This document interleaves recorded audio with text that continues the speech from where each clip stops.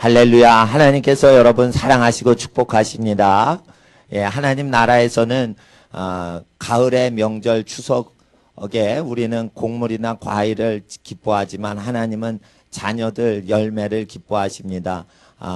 태의 열매인 자녀들은 기업이다 했습니다. 그래서 사람이 열매다 했습니다. 하나님께서 우리 모두를 거룩하게 축복하시고 평강 가운데로 인도하십니다. 좌우에 계신 분께 하나님께서 축복하시고 평화로 인도하십니다. 이렇게 고백해 주시겠어요? 하나님께서 우리 모두를 사랑하시고 축복하시며 평화의 길로 인도하십니다. 할렐루야. 예, 오늘 하나님의 말씀은 요한복음 14장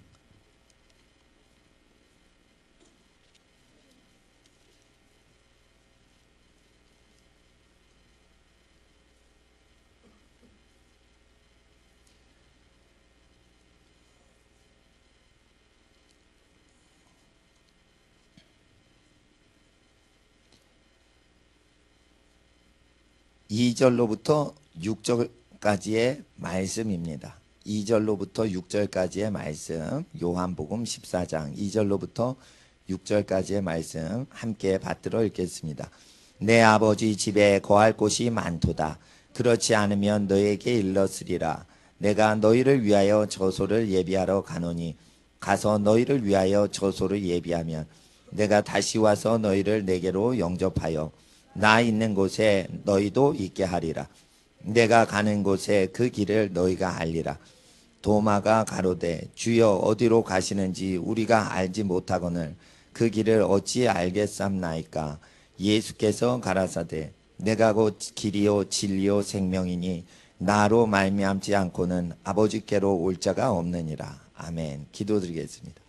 진리의 예수님은 하나님 나라의 길이요 진리요 생명이시오니 이 시간 기록된 말씀 대할 때 하나님의 기록된 말씀이 길이요 진리요 생명이 되게 하시고 또한 기록된 예수님의 말씀 우리 마음판에 새길 때 진리의 성령님 또 다른 보혜사로 오셔서 예수를 증거하실 때 성령 하나님께서 우리의 길이 되어주시고 진리가 되어주시고 생명이 되어주셔서 예수님을 체험하는 인생으로 우리를 인도하여 주시옵소서. 이 시간 모든 세상의 빛과 생명과 길이요 진리요 생명 되신 예수 그리스도 주님의 이름 높이며 이 시간 기도드리옵나이다. 아멘. 예수님은 길을 안내하는 안내자다 이렇게 표시를 하지 아니하시고 길이다라는 표현은 굉장히 직관적인 표현입니다.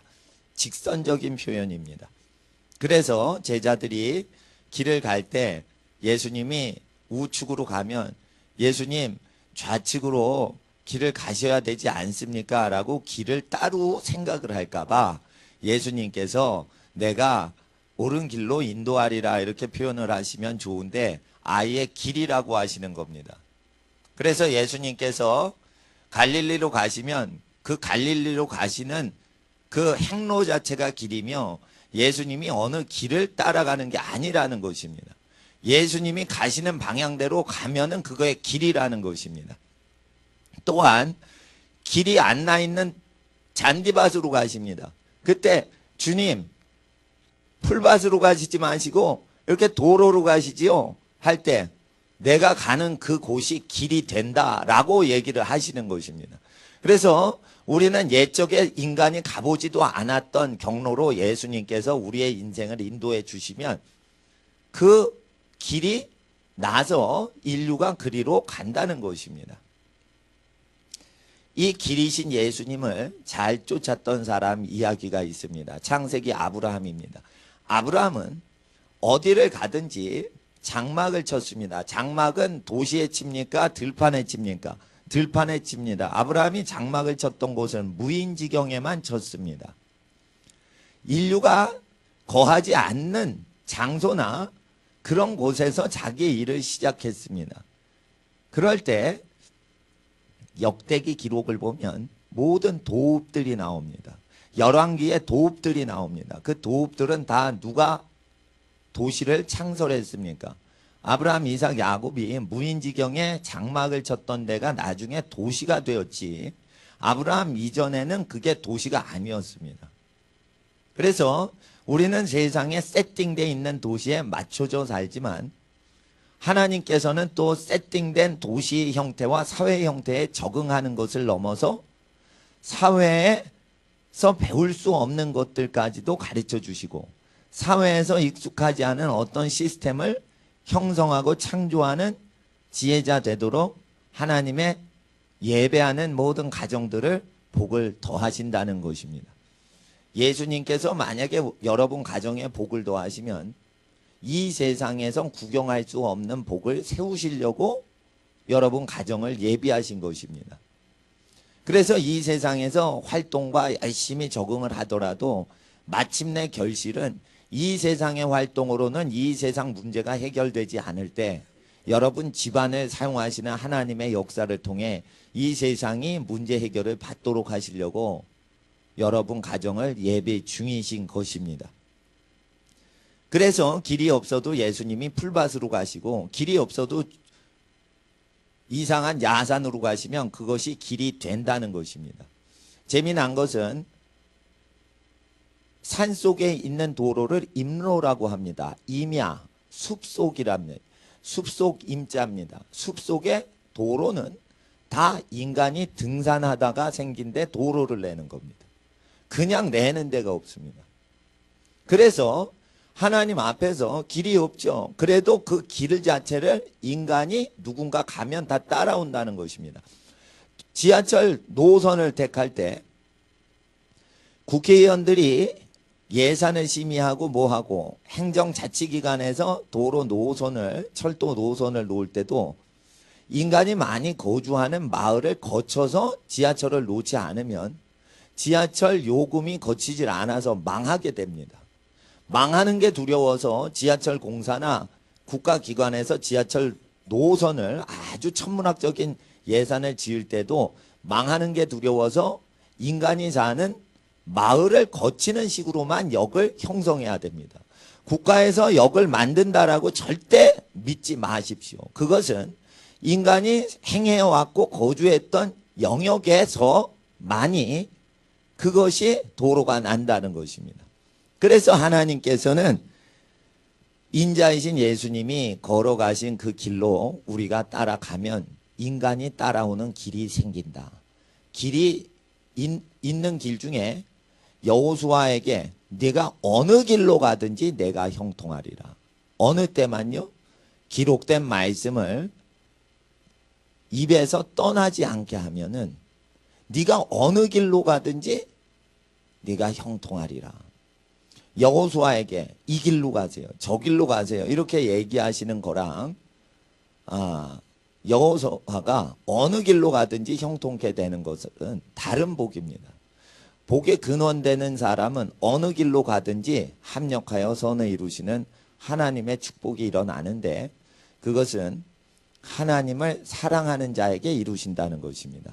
그럼 이 감추어진 길, 예수님이 각 집안들을 인도하시는 그 길은 어떻게 찾을까요? 그 길 찾는 법을 얘기하셨습니다. 하나님을 사랑하셔야 됩니다. 하나님을 사랑하시면 모든 일이 합력하여 선을 이루는 인생길이 열립니다. 하나님의 부르심을 모릅니까? 염려하지 마십시오. 하나님을 사랑하는 자에겐 그 부르심이 임합니다. 그래서 하나님, 내 부르심이 무엇일까요? 라고 기도하고 하나님의 음성을 들으려고 먼저 애쓰지 마시고 반드시 하나님의 길 가운데로 인도받으려면 하나님을 먼저 사랑하셔야 됩니다. 그래서 예수님은 하나님 말씀에 대해서 강론하실 때, 행하고 가르치실 때 하나님의 존재를 사랑해야 된다라고 얘기하시는 겁니다. 하나님은 어떻게 사랑할까요? 마음을 다하여 사랑하는 것입니다. 다한다는 것은 마음을 소진시키라는 것입니다. 마음을 연료와 같이 없애라는 것입니다.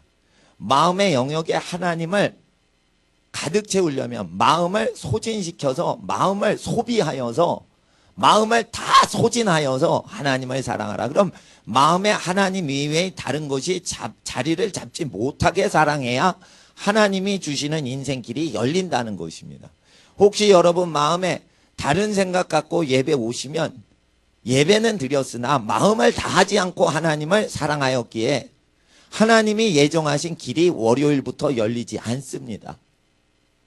또 성품을 다하여 하나님 사랑하라 명하셨는데 성품을 다하지 않고 하나님을 사랑하여서 하나님 사랑하긴 했는데 성품을 소진하여서 사랑하지 않은 겁니다. 성품은 어떻게 옵니까? 인격을 다하여, 태도를 다하여 라는 뜻입니다. 그래서 하나님을 사랑할 때는 예배당에 여러 가지 물건을 많이 가져오지 않습니다. 예수님께서 성전을 청결하게 할 때 아무 기구라도 다 가지고 다니지 못하게 하시려고 다 둘러 엎으실 때 둘러 엎으시고 비둘기 파는 자와 환전상의 테이블을 다 뒤집어 엎으시는 것뿐 아니라 아무 물건도 성전에선 가지고 다니지 못하게 하시더라. 이런 설명이 나옵니다. 왜 그러냐면 여러 가지 물건을 갖고 오면 그 물건의 마음을 뺏기기 때문에 그렇습니다. 그래서 하나님 말씀과 하나님의 성령으로 말미암아 예배를 드리기 때문에 성령과 말씀 외에는 아무것도 어떠한 기구를 갖고 올 필요는 그다지 없는 것 같습니다. 또 하나님의 성령으로 찬양하기 때문에 우리가 악기로 찬양을 하는 게 아름답습니다. 수금과 비파로 찬양하라. 수금은 하프를 얘기하고 비파는 요즘 기타를 얘기합니다. 근데 이제 하프가 변화돼서 피아노가 됐습니다. 그래서 요즘은 무거운 하프 안 갖고 다니고 더 가벼운 이제 조그만한 피아노들을 씁니다. 여러 가지 악기로 주님을 찬양하나 무엇보다 하나님은 우리 몸통을 악기로 만드셔서 건반을 치는 능력이 없어도 소리를 높낮이를 조절하는 능력을 우리 몸통 악기로 주셨습니다. 그래서 소리로서 하나님을 노래하는 악기로 우리를 바치는 것입니다. 이렇게 정성 다하여 성품 다하여 하나님을 사랑하는 것입니다. 또한 힘을 다하여 사랑하는 것입니다. 힘이란 무엇입니까? 어린이처럼 믿어야 되면 그냥 힘입니다. 힘을 다 소진하면서 예배를 드리는 겁니다. 그래서 힘을 다하여 큰 소리로 찬양하고 큰 소리로 기도 드리는 것입니다. 하나님 앞에 그래서 우리가 이렇게 하나님을 열심히 사랑하면 하나님은 우리에게 부르심이 임하도록 하십니다. 불러주신다는 것입니다. 하나님을 뜨겁게 사랑하면 하나님이 우리를 불러주시는데 그 부르심의 뜻은 모든 일이 연합해서 결국 끝에 선한 것들로만 가득 차게 하시는 부르심이 온다는 것입니다. 그러니 우리가 먼저 선지자 되려고 하지 않고 하나님을 사랑하는 자녀가 되는 것이 하나님의 예배자가 되는 것입니다. 하나님의 존재를 사랑할 때 어떤 방식으로 사랑하라고 했냐면 신명기 6장을 잠깐 펼치시겠습니다.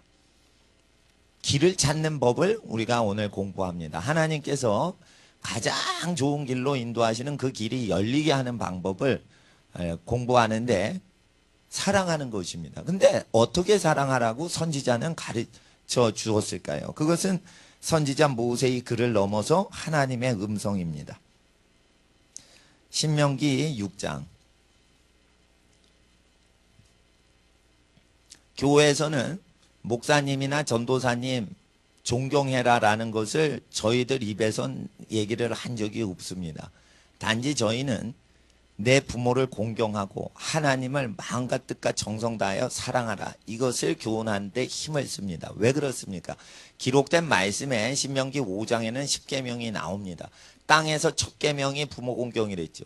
그래서 땅에서 하나님이 일할 수 있는 사람의 첫 번째 1단계 합격이 부모 공경하는지를 보고 나머지는 다 버리신다는 것입니다.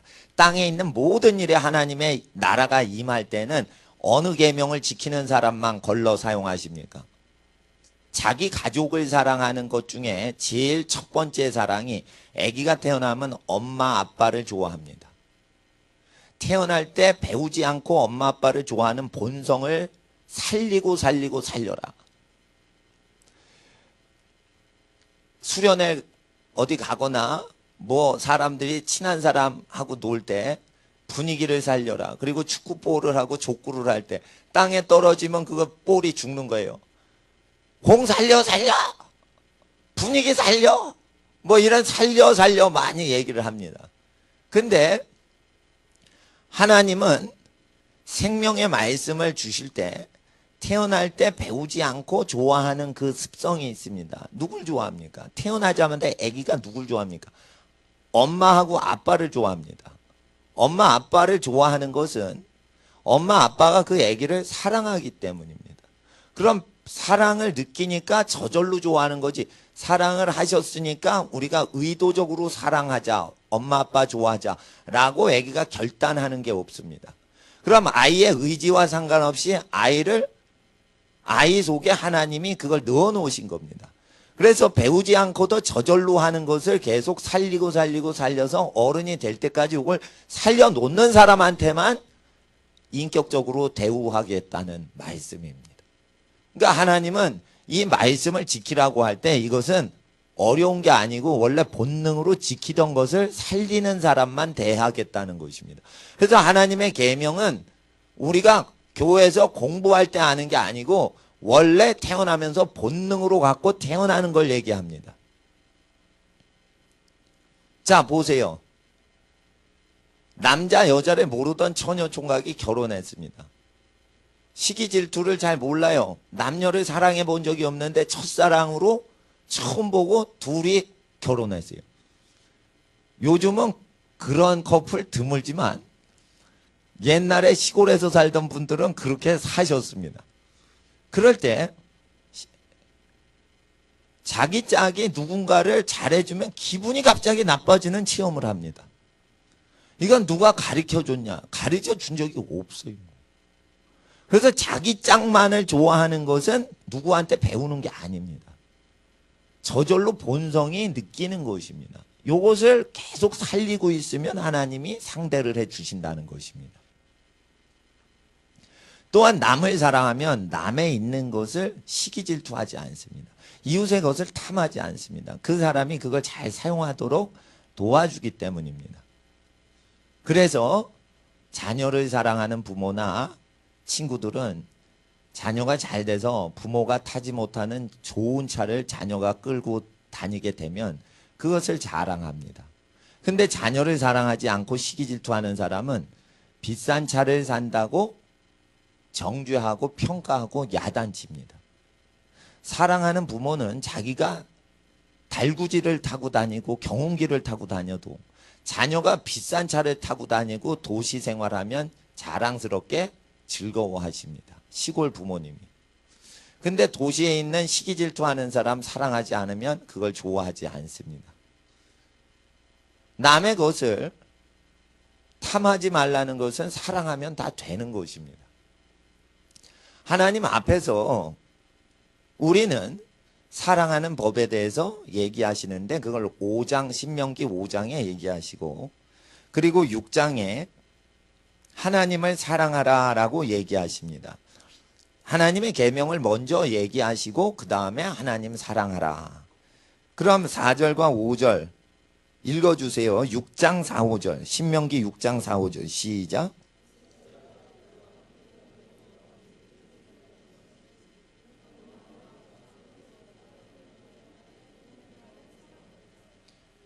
네, 하나님을 사랑하라고 할 때 무언가 연료가 필요하다는 것입니다. 마음이라는 연료, 성품이라는 연료, 힘이라는 연료를 소진해서 사랑하라는 것입니다.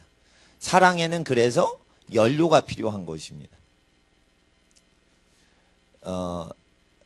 신랑이 신부한테 결혼 반지를 줄 때 결혼 반지가 좋아서가 아닙니다. 신랑이 뭔가 자기 것을 희생해서 신부한테 선물 주니까 그 반지는 희생이요 사랑의 표시인 것입니다. 만약에 금반지 자체를, 다이아 반지 자체를 여자가 사랑하면 왜 그 신랑한테 갑니까? 금은방에 가면 다이아 반지가 많고 금반지가 많은데 금은방 사람하고 연애를 하지. 왜 다이아 반지가 많이 진열되어 있는 그 금은방을 사랑 안 하고 왜 싸구려 반지 하나를 주는 그 신랑을 좋아할까요? 그것은 신랑은 신부를 위해서 대가 없이 뭔가 희생하고자 하는 헌신을 하기 때문입니다. 그래서 다이아 반지가 많이 있더라도 부자를 좋아하기보다는 자기를 위해 희생하는 남자한테 신뢰감을 주는 것입니다. 하나님은 우리에게 많은 것을 요구하지 않으십니다. 하나님은 우리가 갖고 있는 적은 짧은 인생 시간과 우리의 마음과 뜻과 정성과 힘을 소진해서 하나님을 사랑하는 흔적을 보이길 원하시는 겁니다. 그래서 하나님께서는 또한 우리를 사랑하실 때 천하 만물의 곡식이 나도록 하나님이 일을 하시고 그걸 소진시켜 우리에게 주십니다. 다이아 반지는 한 번 사면은 소진이 되질 않습니다. 그래서 한 번 노력해서 딱 손가락에 신랑 신부 껴주면 평생 자랑할 수 있습니다. 굉장히 편안한 선물이죠. 하나님은 우리에게 선물 주실 때 하루 일용할 양식 주면 하나님이 또 일을 하셔야 돼요. 다음 날. 그걸 계속 일하시면서 우리에게 먹여주십니다. 그럼 다이아 반지 사주는 게 편합니까? 맨날 소비성 음식을 주시고 썩게 하면서 또 나게 하시는 일을 하는 게 쉽습니까? 다이아 반지 같은 건 퍼서 그냥 주면 끝이지만 이건 썩어집니다. 썩어집니다. 썩어지면 하나님 무슨 일 하셔야 돼요? 들판에서 농사 지셔야 되고 비를 내리시고요. 햇빛 쪼이셔야 돼요.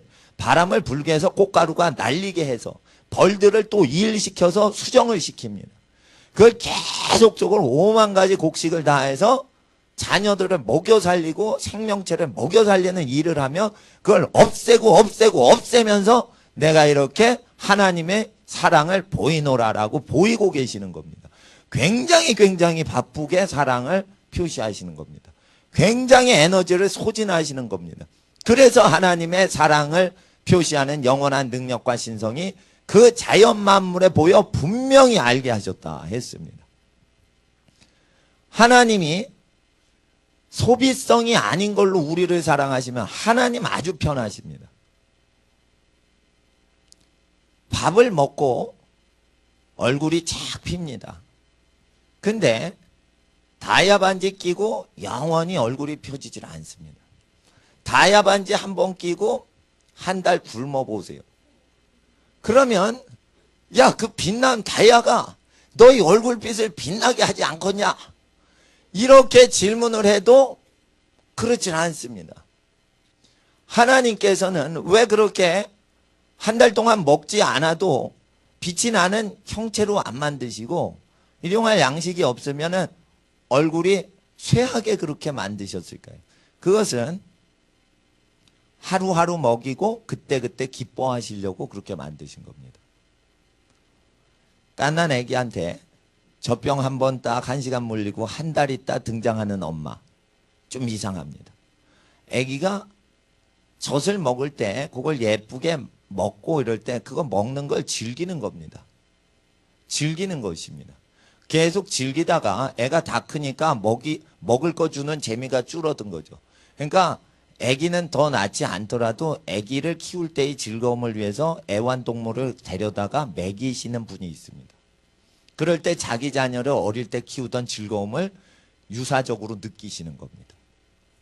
먹이고 키우고 배고프다고 할 때 먹일 때 좋아하는 그 모습을 보고 싶은 것입니다. 이것은 애완동물을 사랑하는 게 아니고 원래는 인간이 자녀를 먹일 때 즐거워하는 그 행복의 즐거움이 있는 겁니다. 이 즐거움은 어디서 온 거냐? 하나님이 매일매일 양식 공급해서 우리가 먹을 때 하나님은 먹는 걸 보고 즐거워하신다는 것입니다.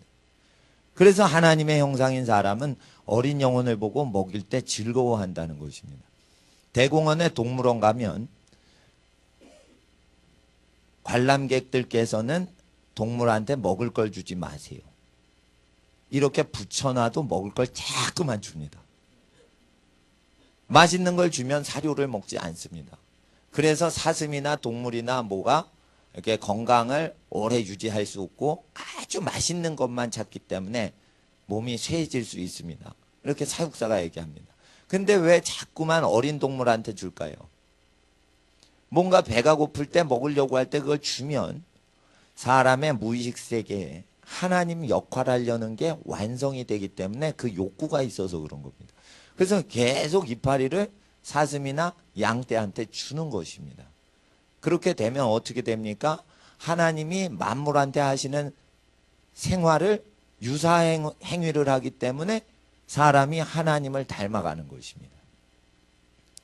반드시 집안에 무능하고 어리고 아무 일도 못하는 사람이 케어를 받고 있어야 케어해주고 돌봐주는 사람이 하나님의 형상을 유지할 수 있습니다.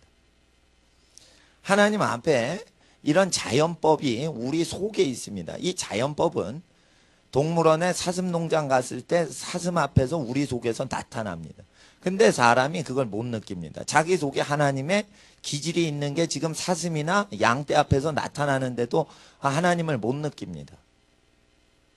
하나님은 한 끼의 식사를 할 때 즐거워하신다는 것입니다. 우리가 한 끼의 식사를 할 때 하나님은 하늘에서 기뻐하신다는 것입니다. 우리는 별 생각 없이 먹습니다. 별 생각 없이 아이는 먹습니다. 근데 엄마는 그거 먹이는 게 기쁨이 됩니다. 아빠는 그 먹을 것을 식량을 조달해 오는 것이 가족을 부양하는 것이 기쁨이 되는 것입니다. 하나님은 이렇게 우리를 사랑하시니 하나님을 사랑하라. 근데 뭔가 소진해서 사랑하는데 마음, 성품, 힘. 그래서 하나님을 사랑할 때는 몸을 사용해서 사랑해야 됩니다. 힘이라는 것은 몸의 에너지를 얘기합니다. 그래서 하나님을 사랑할 때는 몸을 활용해서 거룩히 사랑해야 됩니다. 활동해야 됩니다. 그럴 때 하나님을 사랑하라 명령하시고 지침서가 나옵니다. 여기 중요한 게 나옵니다. 6장 6절을 보세요.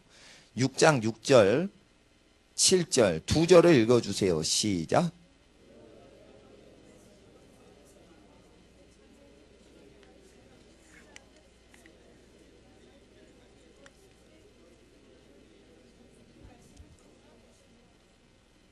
하나님을 마음, 뜻, 정성, 성품 다해서 힘을 다해서 사랑할 때는 말씀을 입력하고 말씀을 출력함으로 하나님을 사랑하라 했습니다. 너는 마음에 새기고 이러면은 성경책 들고 다니라는 것입니까? 성경책을 통해서 마음속에 집어넣으라는 것입니까? 마음속이 원래 하나님의 말씀이 저장되는 저장 매체인 것입니다. 성경책에 기록하는 게 아닙니다. 성경 쓰기 운동이 있습니다. 성경 썼는데 마음에 새겨지지 않으면 성경 쓰지 마세요. 들을 때 마음에 새겨지면 들으세요. 근데 쓸 때 마음에 더 새겨지면 쓰세요. 쓰고 듣는 게 중요한 게 아니라 마음에 새기는데 효율적인 방법을 얘기합니다. 그런데 마음에 새길 때 이게 그 교육학자가 실험을 한 건데 듣고 누구에게 가르치면 거의 다 기억을 한답니다. 그래서 가장 학습할 때 계속 리스닝만 하면 다 기억이 안 난답니다. 들은 걸 가르쳐 볼 때 완전히 학습이 된답니다. 예습 복습도 거의 필요 없습니다. 반복 학습이 필요 없습니다. 듣고 그 자리에서 가르치면. 그래서 히브리어, 헬라어 제일 잘 가르치는 법 무엇이냐? 히브리어를 배웠고요. 1년 후에 가르치려고 그래요. 졸업한 다음에 가르치려고. 그러면 안 돼요. 딱 배우죠. 그 다음 날 가르쳐 보세요. 아니면은 오전에 배우고 오후에 옆에 친구한테 막 얘기를 해보세요. 히브리어를 더 잘해요. 근데 이 3년 과정 공부하고 졸업 이후에 가르치려고 그래요. 그러면 3년 전에 배웠던 히브리어 다 까먹죠. 그 잘못된 교육이라 이게. 그래서 모세의 교육법이 더 탁월하다는 거예요. 배우자마자 오전에 배우면 바로 오후에 말을 해보는 거예요. 말을 할 때 이 내용이 굉장히 거룩한 겁니다. 거룩한 거니까 어떻게 해요? 복을 받을 어린 세대한테 말을 하라는 거예요. 여기 자녀들 세대에 말을 하라는 거예요. 그러면 어떻게 돼요? 외울 필요가 없죠. 자기가 말했던 거 다 기억납니다. 말했던 거 까먹어도 누가 10년 후에 그때 이런 말 했잖아요. 이러면 아 기억납니다.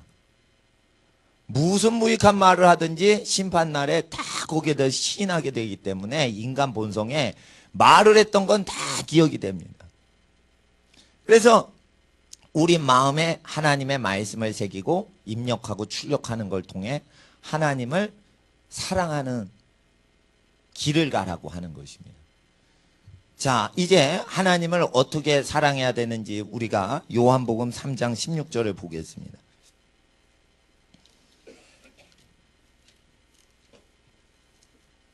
요한복음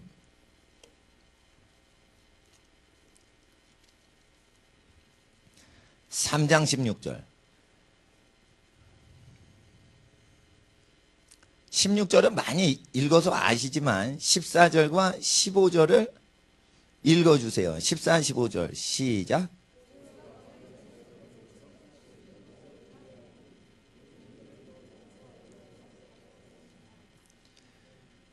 예수님을 믿는 자마다 영생을 얻게 하려고 하시는 목적으로 인자를 나무에 달아 맨다 이거예요.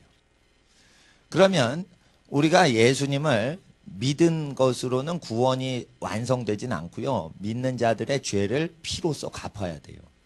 그래서 예수님께서 십자가에 달리사 우리 믿는 자들을 위해서 피를 흘리시는 겁니다. 그래서 이렇게 인자를 나무에 달아 죽일 정도로 16절에 이처럼 사랑하셨다. 그러면 이처럼은 무슨 뜻입니까? 나무에 달아 죽일 만큼 사랑하셨다. 이게. 하나님이 세상을 독생자를 죽일 정도로 사랑하셨다. 이렇게 돼 있죠. 하나님이 세상을 어떻게 얼만큼 사랑하셨어요? 독생자를 죽여버릴 만큼 사랑했다. 독생자를 버리고 세상 죄인들을 취할 만큼 사랑하셨다. 이처럼은 무엇입니까?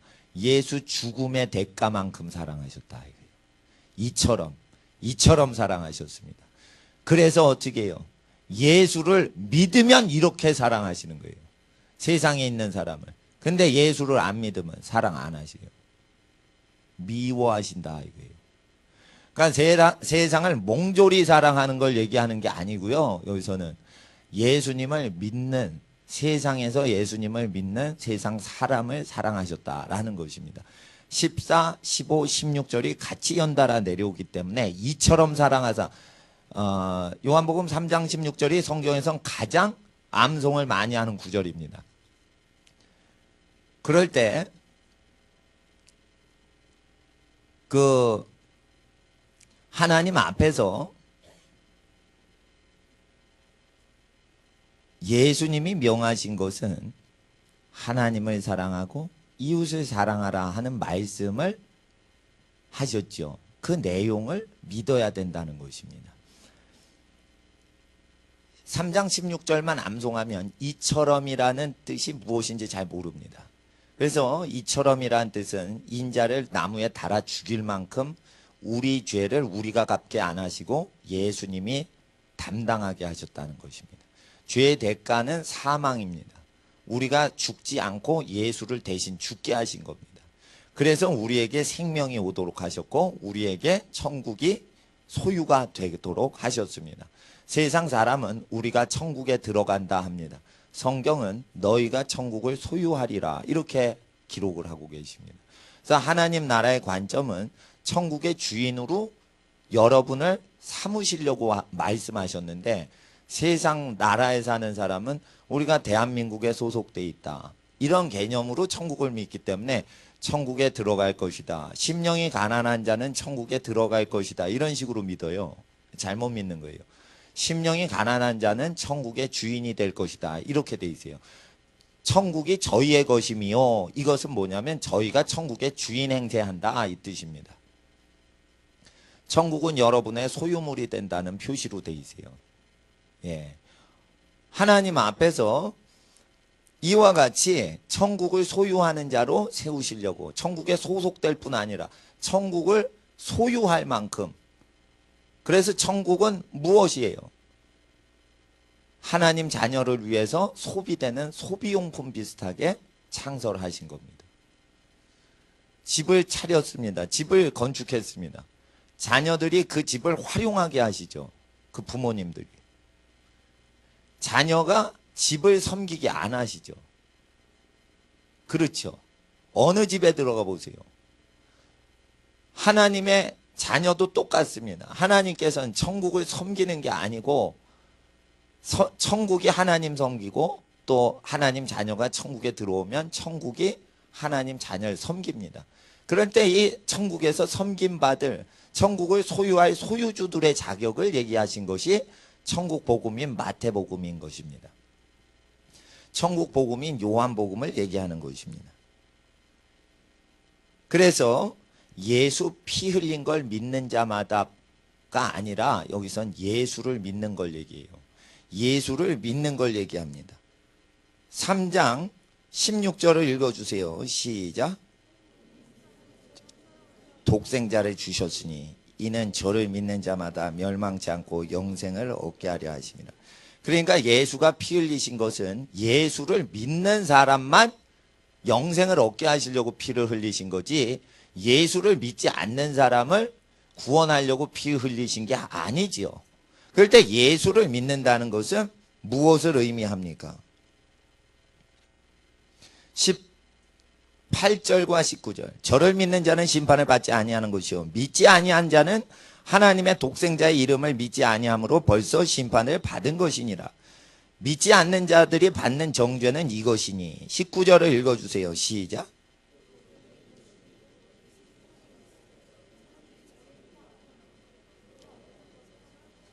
그래서 믿지 않은 것에 대한 것은 그들의 삶의 행위가 믿지 않은 것을 증거하는 것이기 때문에 정죄받는다. 불신앙의 모든 판단 기준은 하나님이 행위를 통해 믿었는지 믿지 않았는지를 얘기하는 겁니다. 빌딩에서 불이야 사이렌이 불었습니다. 그럴 때 그 소리를 믿는 사람은 뛰어서 탈출을 합니다. 계단을 향해 나아갑니다. 비상구를 향해 나아갑니다. 불이야 라고 사이렌과 막 사이렌 큰 소리와 외침이 들렸는데 안 움직이죠. 그런 사람은 못 들었든지 믿지 않는 겁니다. 그래서 행위는 뭐예요? 믿는지를 나타내는 거예요. 어디에서 결혼합니다. 몇 시에. 그러면은 믿는 사람은 그 시에 그 장소로만 옵니다. 근데 혼인잔치에 오지 않는 사람은 그 시간과 그 장소의 행동을 나타내지 않습니다. 예. 그리고 다른 장소로 갑니다. 왜 다른 장소 갈까요? 믿지 않았기 때문에 다른 장소로 가는 거예요. 아니면 다른 장소를 전달해 준 거예요. 중간에. A라는 장소가 혼인잔치 장소인데 B라는 장소로 잘못 누가 전달을 해 준 거예요. 그러면은 B라는 장소로 인도하는 사람과 인도받는 사람은 A라는 혼인잔치에 못 가죠. 이와 같이 복음서의 내용을 그대로 전달을 안 하면 전달하는 자도 못 가고 전달받는 자도 못 가는 겁니다. 여기서 36절에 보시면 아들을 믿는 자는 영생이 있고 아들을 믿지 아니하는 자라고 돼 있지 않죠. 순종치 아니하는 자라고 돼 있죠. 그래서 여기 철저히 믿지 않는 자의 받는 정죄는 불순종하는 것을 통해 믿지 않는 것을 확인하신다는 뜻이에요. 삶에서 그래서 하나님을 가장 사랑하고 이웃을 사랑하는 걸 통해 예수의 지침을 믿는지 믿지 않는지를 확인하시는 겁니다. 사랑하지 않고 미워하는 것을 하나님께서는 순종하는 것으로 보지 않습니다. 마음을 다하는지 행동이 나옵니다. 힘을 다하는지는 행동이 나옵니다. 그래서 하나님 앞에서 행동 자체는 믿음의 판단 근거가 됩니다. 이것이 복음입니다. 이것이 독생자가 설명하신 복음입니다. 누가 구세주께서 설명하신 거에 토답니까? 그러면 구원이 없습니다. 그래서 믿음은 행동을 통해서 검사가 된다 얘기하셨고 이 검사하실 때 정죄하실 때는 하나님이 약속하셨듯이 행동을 통해서 믿었는지 믿지 않은지만 검사하시고 천국과 지옥을 가르시는 겁니다. 그렇게 정확히 배우셔야 돼요. 이거 잘못 전하면은 선생된 사람이 심판을 받습니다. 세상 거 가리키는 학원에서는 잘못 가리켜도 세상 일에 차질만 빚어지는 겁니다. 이거 잘못 가리키면 영원한 세계에 대해서 책임을 지는 겁니다. 그 책임은 지옥불인 것입니다. 그래서 성경 잘못 전달하는 사람은 잘못 전달받은 분보다 더 저주가 많습니다. 그래서 하나님 앞에서 이 예수의 말씀이 무언지 36절까지 읽고 나서 이해를 해야 되는데 36절까지 읽질 않더라도 18절, 19절, 20절까지 몇 절만 더 읽으면 되는데 게을러가지고 16절만 외워요. 그러면은 17, 18, 19, 20절 4절만 더 읽으면 믿지 않는 모습이 무언지를 설명하고 계시고 믿는 모습이 무언지를 설명하시는데 너무나 게으르기 때문에 16절만 암송하는 것입니다. 16절만 암송하고 입으로만 믿는다 하고는 행위로서 믿음을 부인하는 사람은 순종치 않기 때문에 하나님의 진노가 임하여 멸망하는 것입니다. 하나님 앞에서 우리는 이 말씀대로 살아야 됩니다. 5장 24절 요한복음 5장 24절을 보세요. 우리는 요한복음을 신명기 말씀대로 그대로 마음판에 새기고 그대로 가르쳐야 됩니다. 믿지 않는 걸 검사할 때 예수님 말씀에 근거하면 행위를 통해서 믿지 않는 걸 검사하신다고 하나님 말씀하셨으니 우리가 이것도 전파해야 됩니다. 행위를 통해 믿음을 검사하신다는 내용을 전파해야 전도를 잘하는 것입니다. 그래야 불신자들이 예수를 믿게 됩니다. 행위가 중요하지 않고 입술만 믿으면 됩니다 할 때 믿음의 도가 회방을 받습니다. 그래서 우리의 전도를 가로막는 일이 허다하게 많습니다. 그래서 지난 주일날 설교 말씀에 함께 나누었던 내용이 무엇이냐면 메시아 전도법, 메시아께서는 우리의 선한 행위를 통해 하나님의 빛이 증거되게 하라 명령을 하셨습니다. 그 방침을 어기면 심판을 받습니다. 그래서 전도자가 바다와 육지를 두루 다니며 교인 하나를 만들면 배나 지옥 자식 만드는 선교 활동도 가능하다. 예수님 그렇게 얘기하셨죠. 그러니까 선교사들이 지옥 간다라고 얘기를 하셨죠. 목자들이 지옥 갈 수 있다 얘기를 하셨죠. 표적과 기사를 예수의 이름으로 행하고 선지자 노릇하면 많은 권능을 행할지라도 나는 너를 모른다 이러고 선지자들이 지옥 가는 거 얘기하셨죠. 그리고 목자들에 대해서 거짓 목자에 대해서 사꾼 목자에 대해서 얘기하셨죠. 목사가 돼서 월급을 받고 설교할 때 많은 사람이 지옥에 갑니다. 사꾼이라는 것은 일제 때 표현이에요. 사꾼 목자. 사꾼은 일제 때 용어입니다. 요즘 말로 번역하면 월급쟁이라는 것입니다. 월급을 받기로 약정을 하고 들어와서 설교하는 사람은 자기의 유익이 안 떨어지면 양떼를 버리고 떠난다는 것이에요. 주의 종들은 월급쟁이 되면 안 된다라는 것이에요. 근데 사람들이 요즘도 월급쟁이 목사를 계속 들여요. 그럼 안 된다는 것이에요. 하나님 앞에서 우리는 설교를 잘하는 사람을 쫓아가면 안 됩니다. 예수를 따라가야 됩니다. 예수님이 설교한 그 내용이 있습니다. 그대로 가시면 그게 길인 겁니다. 길은 바로 기록이 되어 있는데 이것이 하나님이 우리를 천국으로 아버지 하나님께로 인도하시는 길인 것입니다. 이 길은 좁다고 해서 많은 사람이 따라가질 않습니다. 하나님 가장 사랑해야 천국 간다. 누가복음에 그렇게 얘기를 하셔요. 마가복음에. 여러분 하나님을 가장 사랑하는 사람 많지 않습니다. 교인 중에 하나님을 가장 사랑하는 사람 많지 않습니다. 자식을 하나님보다 더 사랑하는 분 많습니다. 그래서 천국을 못 갑니다. 목회자도 자기 자식이나 교회를 하나님보다 더 사랑하는 경우가 있어요. 그럼 천국문에 딱 가면 목사 앞에서 천국문이 닫혀 있어요. 황당한 거지. 하나님을 가장 사랑한 증거를 보였어야 되는데 증거를 보인 적이 없는 거예요. 두 번째 계명, 이웃을 자기 몸처럼만 잘해준 거예요. 그리고 하나님을 가장 사랑하라는 가장 중요하고 큰 계명을 놓치고 산 거예요. 교회에선 칭찬을 한 번도 놓친 적이 없어요. 딱 갔는데 하나님을 가장 사랑한 흔적이 없던 거예요. 뭘 봤냐 이랬더니 교회를 하나님으로 본 거예요. 교회를 하나님으로 본 거예요. 교회를 섬기며 하나님을 가장 사랑한 줄 알았는데 교회를 희생하면서 하나님을 사랑했던 적이 그 목사에게는 없었던 거예요. 그러니까 교인을 모으는데 효과가 있는 설교만 주로 하고 교인이 죄에서 해방되고 의를 행하고 심판을 피하는 방식으로 설교를 안 했던 것이에요. 예를 들어 봅시다. 요즘 같은 여권 신장 시대에 남편에게 복종하십시오. 이런 설교하면 인기 떨어집니다. 다 그럽니다. 믿음이 부인들이 많기 때문에 믿음이 좋으신 어머님들 대상으로 이렇게 막 듣기 좋은 설교를 하면 어떻게 되냐면요. 부부는 서로 복종해야 됩니다. 이렇게 설교를 해요. 이렇게 하면은 좋은 설교 같은데 그게 잘못 전하는 거예요. 더하거나 빼면 안 돼요. 더하거나 빼면 안 되는데 그 방향을 싹 빚어냅니다. 근데 그게 우아하게 들려요. 이렇게 딱 들을 때. 그러면은 어떻게 되냐면 싸우죠. 서로 복종하면 당신이 먼저 복종해 이러면서 싸우잖아요.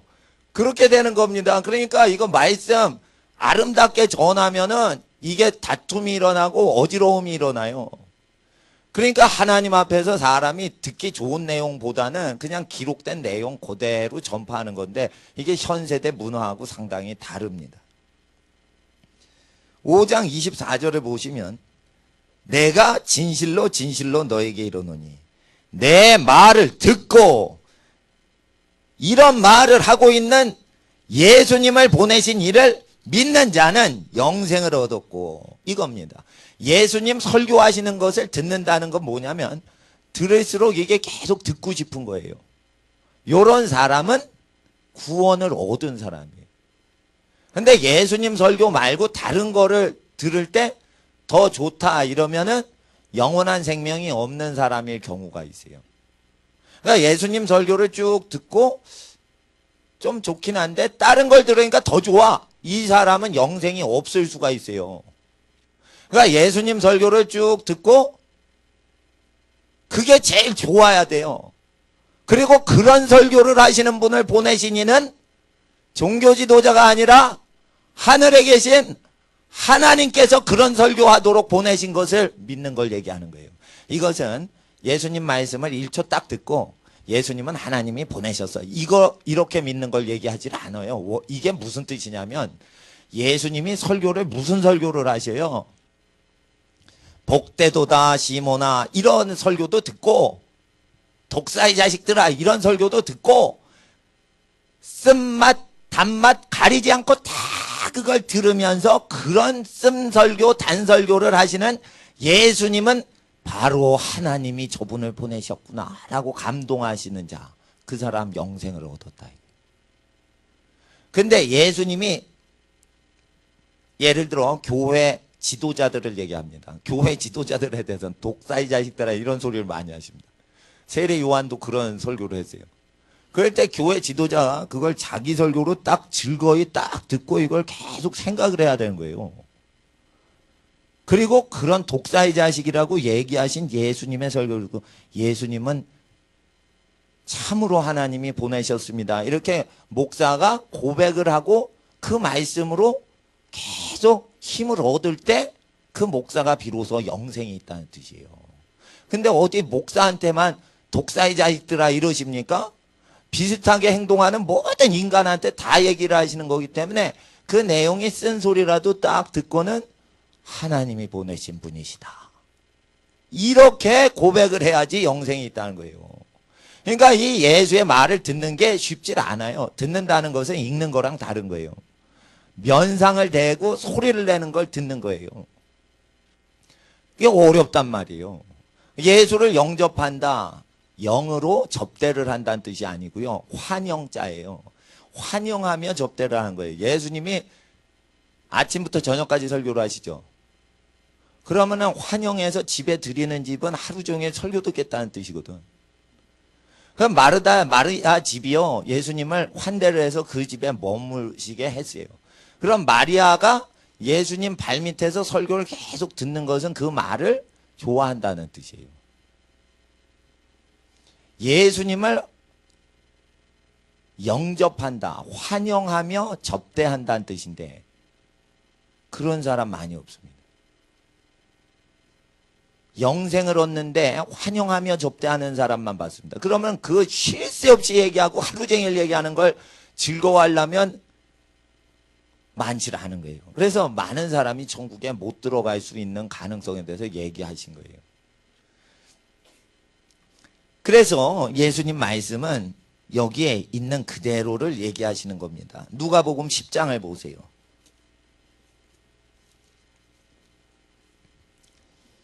25절, 26절.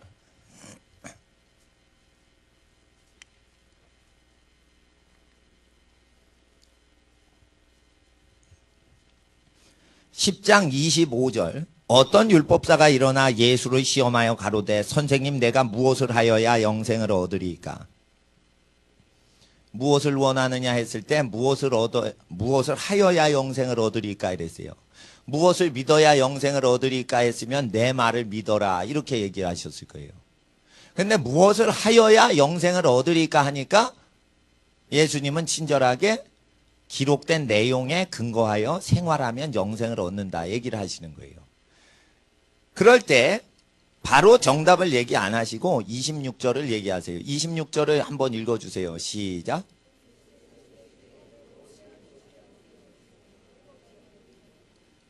보통은 율법에 무엇이라 기록됐느냐 이렇게 해석하고 지나가요. 근데 여기서 오늘 포커스는 어떻게 읽느냐, 구약성경 어떻게 읽느냐로 영생을 판별하시는 거예요. 구약성경을 딱 읽을 때 하나님 사랑하고 이웃 사랑하는 모습으로 계명이 보이는 거예요. 10계명을 쭉 볼 때 이거 하려면 하나님 사랑, 이웃 사랑하면 되는 방법을 얘기하는구나 이러고는 계명을 거부하질 않아요. 그런 방식으로 읽는 자는 영생이 있고 어떤 방식으로 읽느냐, 나쁜 방식으로 읽으면 영생이 없는 것을 판단하시는 거예요. 무엇을 행동하면 영생이 있고 없습니까? 할 때 구약성경 어떻게 읽냐 태도 한번 보자 이거예요. 구약성경을 어떻게 너희는 읽냐 태도 한번 보자 이거예요. 목사야 네가 구약성경 어떻게 읽느냐 너의 구약성경을 대하는 태도 좀 보자 이겁니다. 그럴 때 이 율법사는 구약성경의 내용들을 얘기합니다. 주 너희 하나님 사랑하고 내 이웃을 내 몸과 같이 사랑하라 하였나이다. 예수께서 이르시되 내 대답이 옳도다. 이를 행하라 그러면 살리라. 그래서 이것은 행해봐라 네가 사나 보자 이런 뜻이 아니고요. 옳다 네가 정확히 얘기했다. 그대로 하나님 사랑 이웃 사랑 해라. 그러면 살리라. 이렇게 얘기하신 거예요. 그러니까 무엇을 행하여야 영생을 얻으리까 하면 이 내용을 그대로 믿으셔야 되는 거예요. 또 무엇을 믿어야 영생을 얻으리까 하면은 요 설교한 내용을 그대로 가르쳐서 이 내용에 누가복음 10장 25절부터 28절까지의 내용을 믿으셔야 구원을 얻습니다. 이 내용 그대로 믿으십니까? 믿는 사람 적습니다. 그래서 그대로 가르치라는 거예요. 그러니까 이 말씀을 믿는 거나 이렇게 행하는 거나 똑같은 내용이에요.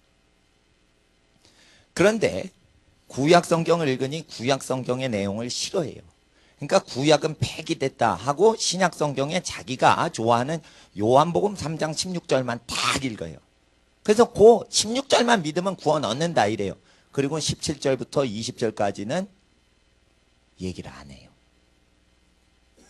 믿지 않는 거예요. 초대만 하는 거예요. 초대했을 땐 선택받는 혼인잔치의 손님을 퀄리티를 정하는 선택받는 기준도 얘기를 하신 건데 초대받는 내용, 초대장만 준 거예요. 요한복음 16장만 딱 주면 초대장만 주는 거예요.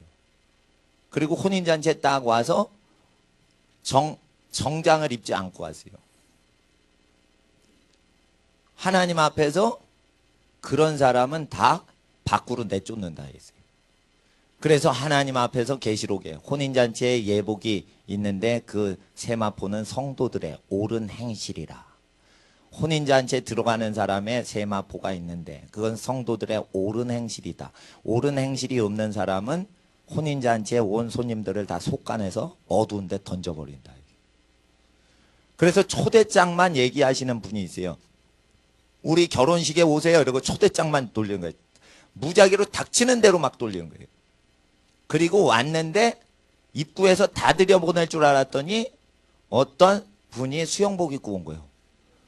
이거 수영복 입고 내 몸매 좋지 이러면서 수영복 입고 딱 오는데 입구에서 신랑의 친구가 탁 못 들어오게 하는 거예요. 여기 수영복 입고 몸매 자랑하면 신랑 신부한테 시선 집중하는 걸 방해합니다. 수영장이나 가십시오. 이렇게 못 들어오게 합니다. 실제 안 믿어지시면 수영복 입고 한번 혼인 예식장에 한번 가보세요. 들어가게 하나.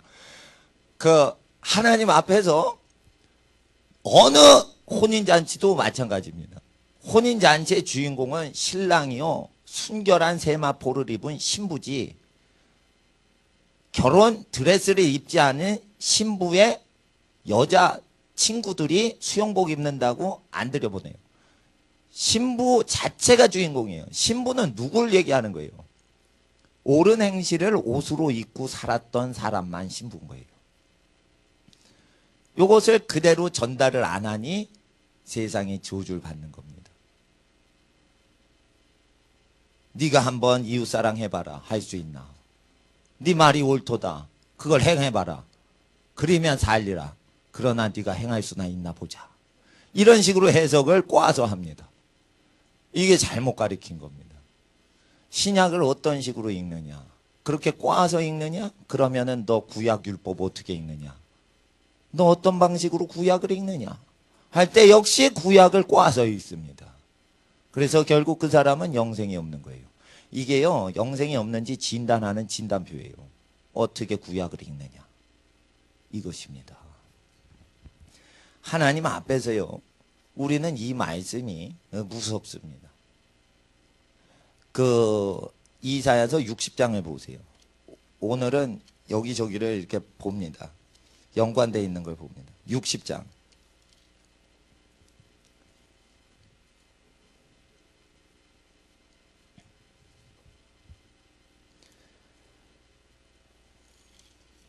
일어나라 빛을 발하라 1절. 이는 너의 빛이 이르렀고 여호와의 영광이 내 위에 임하였음이니라. 보라 어두움이 땅을 덮을 것이며 캄캄함이 만민을 가리우려니와 오직 여호와께서 내 위에 임하실 것이며 그 영광이 너의 위에 나타나리라. 열방은 너의 빛으로 열왕은 비추는 내 광명으로 나오리라. 5절을 한번 읽어줘 보세요. 5절 시작.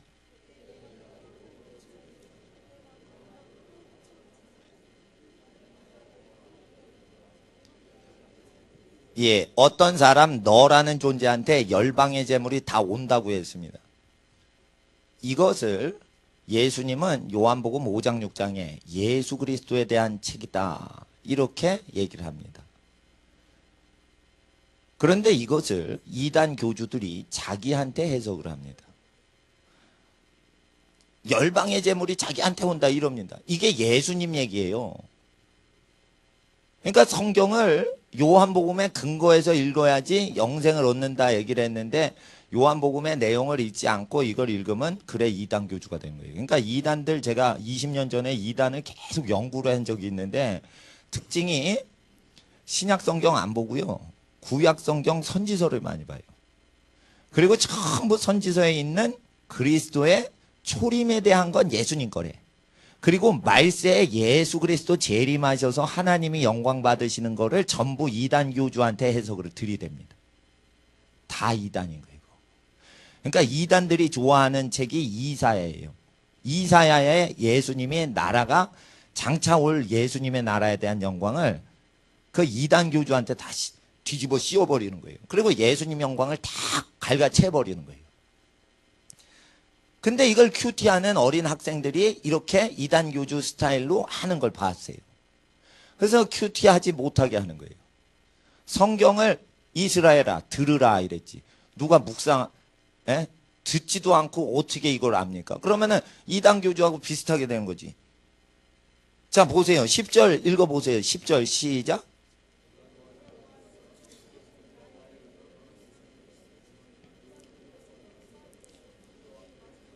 이것은 하나님께서 노하셔서 우리 죄 때문에 예수님 너를 치신 거예요. 예수님을 우리 죄 때문에 치신 거예요. 십자가에서 치신 거예요.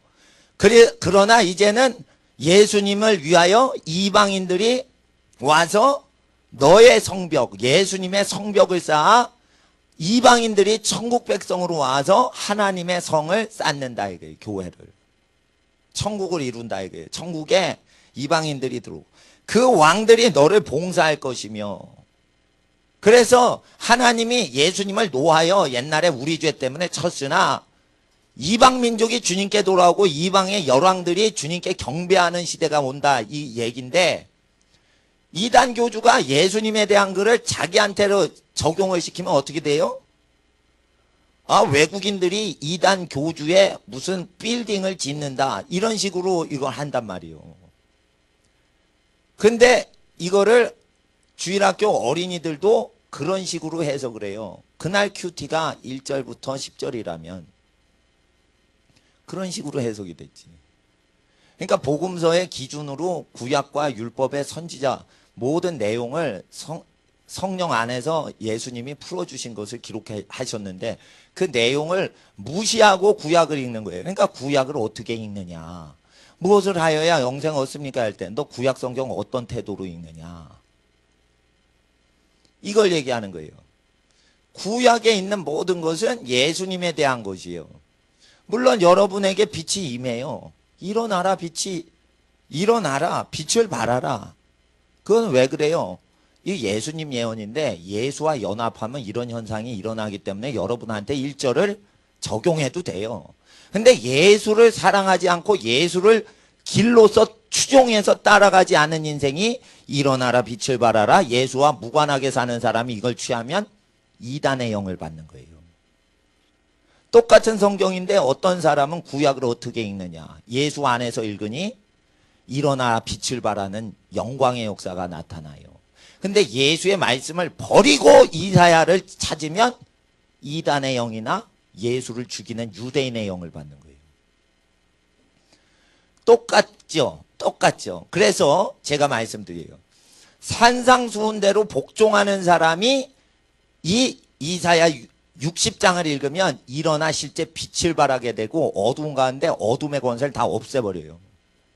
근데 산상수훈을 다 무시하면서 누가복음의 가르침을 다 무시하면서 요한복음의 3장 16절만 좋아하고 18절, 19절, 20절은 싫어하고 밑에 절은 요런 사람은 딱 읽으면 미혹의 영이 들어와서 교만해져서 그런 사람이 빛을 발하자 그래서 일어나 빛을 발하자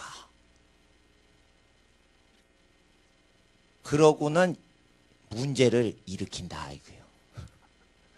집안에서 믿는다 하면서 우리 집안이 믿음이 없으니까 내가 일어나 빛을 발하자 이러고는 집안을 어지럽게 한다 이거예요.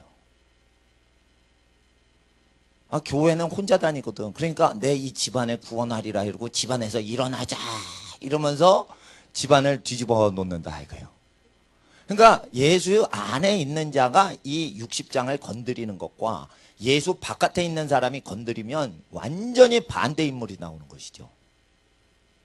한번 보세요. 19절 60장 19절 보세요. 11절 먼저 읽어보겠습니다. 11절 10절 읽었으니까 11절 시작.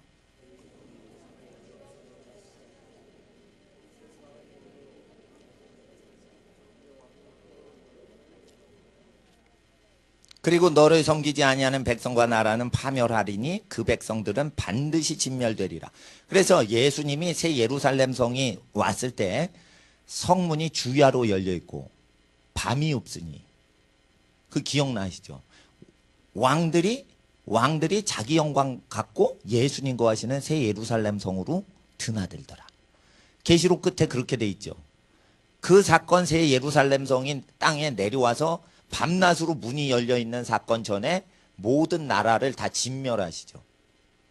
이거 예수님 나라 임하시는 계시록을 다시 먼저 예수님 700년 전에 예언한 이사야서의 계시록이에요. 이게 계시록이 요 구절이란 말이에요. 11절. 예수님 성문이 열려서 임금들이 자기 영광 갖고 들어와요.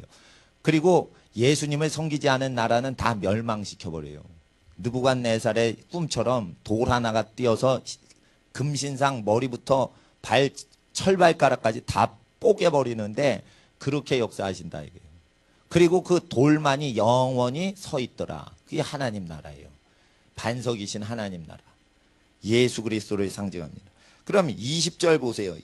19절, 20절 두 절 읽어주세요. 19절, 20절 시작.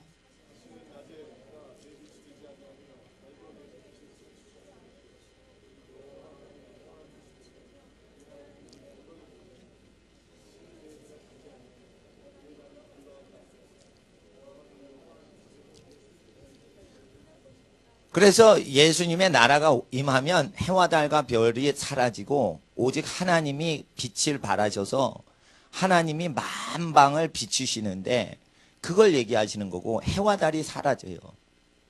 이게 계시록 21장에 기록이 분명하게 되어 있습니다.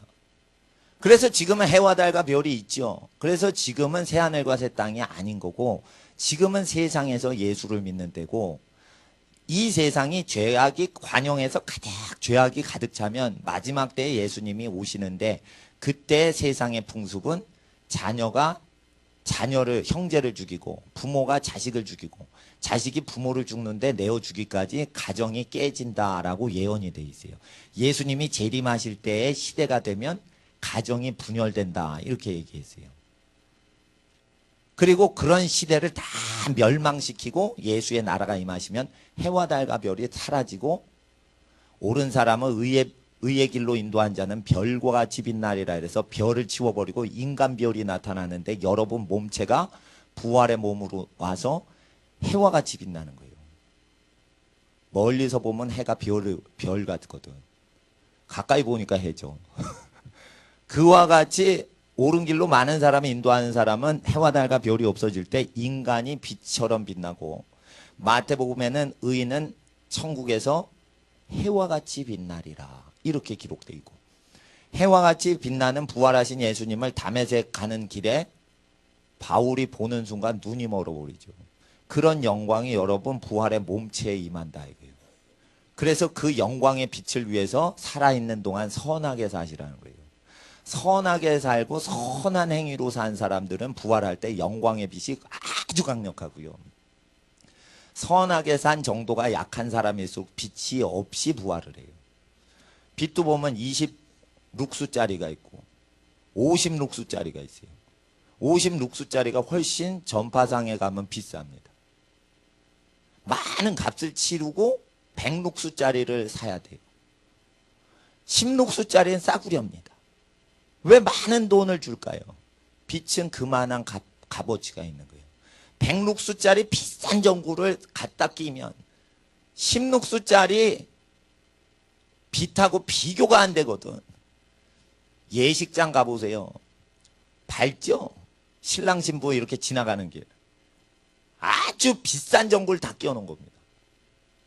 그렇게 아주 고가 전구를 박아놓지 않으면 아름답게 사진이 안 나와요. 그래서 아주 천국같이 만들려고 아주 비싼 전구만 천정에 갖다 끼워 놓습니다. 예배당에서도 예식하지만은 예식을 전문적으로 하는 업체에서는 천장 그거를 그렇게 밝은 걸로 합니다. 왜 이렇게 비싼 대가를 치릅니까? 가치가 있다는 거예요. 이와 같이 우리 삶에 희생을 많이 치르면 값을 많이 치렀죠. 그러니까 비싼 전구로 부활하는 겁니다. 말이 좀 이상하지만 비싼 전구로 부활하는 겁니다. 왜냐하면 희생을 많이 하고 사랑을 많이 했기 때문에. 그런데 선하게 살지 않은 사람은 싸구려 전구로 부활하는 거예요. 똑같은 거예요. 그걸 얘기하는 것입니다. 다시는 해와 달이 지지 않고 오직 하나님이 빛이 되신다. 그런데 이거를 해를 선이라고 하고 달을 문이라고 하는데 문선명 집단이 이게 문이고 썬이다. 미친 것들입니다. 이건 예수님의 계시록 21장을 예언한 이사야서에 있는 계시록의 예언입니다. 계시록을 보면 더 자세히 내용이 서술이 돼 있지만 이사야 선지자도 이 계시를 받은 거예요. 메시아 오시기 전에. 그걸 예언한 겁니다. 이거 똑같은 성경인데 왜 잘못 풉니까? 예수 바깥에 있는 인간이 이걸 풀면 잘못 푸는 겁니다. 그건 멸망하는 거예요. 베드로 후서 보세요. 1장. 베드로 후서 1장. 그래서 구약을 어떻게 읽느냐. 예수님 얘기하시죠. 구약 성경 너희는 어떻게 읽느냐. 우리에게 물으십니다.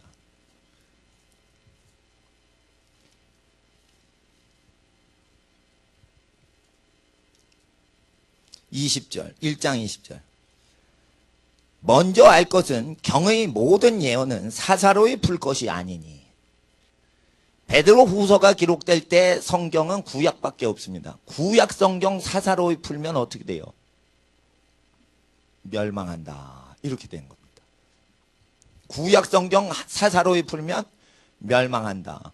그래서 예수님께서 말씀하셨듯이 성경은 나에 대하여 기록한 것이냐. 네, 너희가 영생을 얻으려고 성경을 상고하거니와 성경은 나에 대하여 기록한 것인데 너희들이 내게 오기를 원치 아니하였다. 그래서 성경을 예수님에 대한 예언인데 자기 아전인수격으로 막 쓰는 거예요. 구약을. 그래서 사사로이 푼단 말이에요. 그러니까 큐티를 할 때는 예수님과 하나님을 위해서 읽고 다른 사람들을 사랑하기 위해서 읽어야지 구약 성경을 큐티할 때 하나님 사랑과 이웃 사랑의 의도 이외에 읽으면 다른 해석이 나옵니다. 다른 해석이 나오면 사사롭게 해석을 한 거예요. 그렇게 되면 2장 1절에 진리의 도가 회방을 받습니다. 진리의 도라는 것은 진리의 길인데 예수께서 인도하신 진리의 길과 다른 방식으로 해석을 했답니다. 그래서 해로운 것 중에 하나가 초신자한테 배우면 초신자같이 성경을 배웁니다. 신앙이 성장하신 분, 그건 뭐냐면은 성경에 기록된 것을 체험하신 정도만큼 성장한 겁니다. 그런 사람 만나면은 성경을 그 사람 수준으로 빨리 배웁니다. 하나님 앞에서 미국에서 서울대 나오신 분인데 미국 가서 박사를 받았는데 옛날에 60년대에는 양자역학, 양자화학, 양자역학 화학이 양자역학에는 화학과 물리학이 섞여버립니다. 화학과를 갔는데 이분이 양자 퀀텀 시어리라고 합니다. 퀀텀 시어리. 이 양자역학을 발명하고 아이디어를 내는 기초는 아인슈타인이 제공한 건데 퀀텀 시어리에 대해서 뭘 서울대에서 쭉 배우셨답니다. 그럼 미국 가서 세계적인 퀀텀 시어리 권위자한테 배웠는데 그 박사님이 나중에 알고 보니까 서울대 교수님이 퀀텀 시어리를 모르는 상태에서 가르치셨다는 걸 미국 가서 깨달은 거예요. 근데 서울대 교수면은 모든 걸 알고 있다라고 이 서울대생은 그렇게 배우고 서울대를 다닌 거예요. 그리고 세계적인 퀀텀 시어리 양자역학 권위자한테 딱 배웠는데 국내에서 제너럴 케미컬, 케미스트리, 일반 화학을 전공하신 분이 퀀텀 시어리를 모르는 상태에서 가르칠 수도 있는데 화학 박사니까 다 안다고 생각을 한 거예요. 근데 모르는 게 있다는 거예요. 서울대 교수님도 모르는 게 있는데도 아는 것처럼 가르치는 경우가 있다는 거예요. 목사가 성경을 모르는데 잘못 가르치면서 잘 가르치는 걸로 착각을 할 수가 있다는 거예요. 그래서 예수님께서 이걸 만민에게 다 가르치라는 것은 예수님 분부하신 대로 반응을 안 하면 잘못 가르치는 걸 바로바로 학생들이 감지하도록 하기 위해서 성경을 배포하도록 한 거예요. 성경, 예수님 말씀을 쭉 배포하게 하신 것은 잘못된 교사가 성경 잘못 가르치는 경우가 있을까봐 쭉 배포를 하신 거예요. 근데 요한복음대로 안 믿는다 이거예요. 근데 요한복음대로 안 믿고 사는 사람들만 모이면 그런 교사가 판을 치는 거예요. 그러니까 요한복음 16장만 믿고 18절은 안 믿는 사람이 가르치는 경우도 있고, 요한복음 3장 16절과 18절을 동시에 가르치는 사람이 있는데 완전히 다른 판으로 가르치죠. 그러니까 암송구절이 위험한 거예요. 선입견을 딱 쪄서 아무나 다 천당 간다는 식으로 딱 싸잡아서 한다는 거예요. 3장 16절 믿습니까? 아멘 이러면 다 천당 갑니다. 아니에요. 아직 남았어요. 17절부터 20절까지 믿는지도 한번 체크를 해봐야 돼. 그 말로 밑에 절. 행위가 나오거든. 믿지 않는 것들은 행위가 나쁩니다. 악하기 때문에 믿지 않아서 정죄받을 때는 불신앙 때문에 불신앙이 정죄받는 게 아니라 불법의 행위 때문에 불신앙이 정죄받는 겁니다. 불신앙이 정죄받을 때는 불신앙 자체를 정죄하지 않으시고 불경건한 행동을 계속 저지른 거에 대해서 지적하여 불신앙에 대해서 정죄하십니다. 이건 메시아께서 설교하신 거예요. 불신앙에 대해서 정죄할 땐 행동을 근거로 정죄하시겠다고 하신 거예요. 그러니까 우리가 하나님을 사랑하고 이웃을 사랑해야 되는 겁니다. 싸워도 하나님 위해서 싸우셔야 됩니다. 하나님 위해서 싸워야 됩니다. 싸워도 이웃을 위해 싸워야 됩니다. 어떤 사람이 나를 막 욕했습니다. 밖에 나가서 욕을 했습니다. 그냥 참습니다. 왜냐하면 나는 주의 종이니까 하나님 위해서만 싸우지 누가 나 욕하면 싸우진 않아요. 그러다가 어떤 애들을 가출시켰습니다. 그때부터는 안 싸웁니다. 왜 그러냐? 목사가 자기 욕한다고 자기가 싸우면 복음 전도가 안 됩니다. 그런데 다른 가정 파괴하면은 그때 나가서 막 싸우는 겁니다. 야, 이 새끼들아 왜 가출시키고 난리야? 막 싸우는 거지. 그러니까 하나님과 다른 사람의 존재를 해롭게 하고 막 이럴 때 싸우는 거예요. 그러면은 내 말이 먹히는 거예요, 그게. 예를 들어 보세요. 문제 일으키는 애들이 내 욕하고 나가죠. 그럼 내가 뭐라고 그러는지 속으로 잘 됐다. 문제 일으키고 가출하는 애들이 나가면은 속으로 저는 어떻게 생각하는 줄 알아요? 여기 있는 학생들 오염시키면 안 되니까 잘 나갔다. 속으로 그렇게 생각합니다. 우리 아버지 집에 가서 그거 얘기했더니 우리 아버지 역시 잘 됐네. 가출하는 것들 나가야지. 애들 타락시키면 안 되지. 이러십니다. 노인네가. 예. 나이 드신 분도 똑같아요. 젊은 사람들은. 그런데 있는 애를 막 가출을 시킨다. 예. 그러면 어떻게 해요? 그건 싸워야 되는 거예요. 그러니까 이거 싸우는 것도 선한 싸움, 믿음으로 선한 싸움을 싸워라. 이것도 하나님을 사랑하는 표현이 돼야 되는 거예요. 예. 이웃을 사랑해서 해야 되는 거예요. 그래서 유다서에 잘못 가리키는 사람 나오면은 싸워야 된다고 권할 필요를 느꼈노니 이러면서 유다서를 얘기하는데 창세기 유다가 간음했죠. 좀 음란했죠. 예? 그리고 신약 성경에 가룟 유다가 돈 좋아했죠. 음란하고 돈 좋아하는 것을 야단칩니다. 유다서를 보면. 그래서 말세에는 유다와 같은 것들이 나오는데 창세기의 유다, 복음서의 가룟 유다 같은 유의 것들이 나온다 이거예요. 그것도 유다 지파의 왕이신 예수님 왕권 나오는 집안에서 나온다 이거예요. 그러니까 적그리스도는 하나님을 핑계대면서 나오는 거예요. 적그리스도는 하나님 앞에서 성경을 사사로이 풀지 말라 했는데 성경을 사사로이 풀었다 이게요. 이사야서 60장을 해와 달은 뭐 사라진다 이러면서 인간이 해와 달이 된다. 이게 미친 것들입니다. 하나님 앞에서 이건 예수님에 대한 예언인 것입니다. 우리는 성경을 볼 때 하나님을 예배하기 위해서 읽고 우리 개인의 사사로운 유익을 위해서 성경을 도용하는 짓을 하면 안 됩니다. 성경은 판권이 예수님한테 가 있습니다. 그래서 예수님의 중심적으로 풀어야 됩니다. 2장 1절 보세요. 2장 1절. 성경을 사사로이 풀지 말아야 된다라고 말씀하셨거늘 그럼에도 불구하고 2장 1절 그런데 그러나 반전이에요. 1절을 읽어주세요. 시작.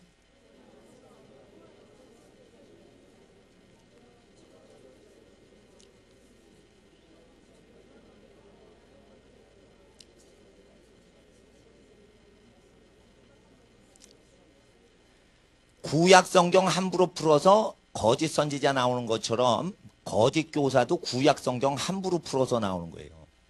그래서 이들이 성경을 함부로 푸니까 2절도 읽어주세요. 2절 시작.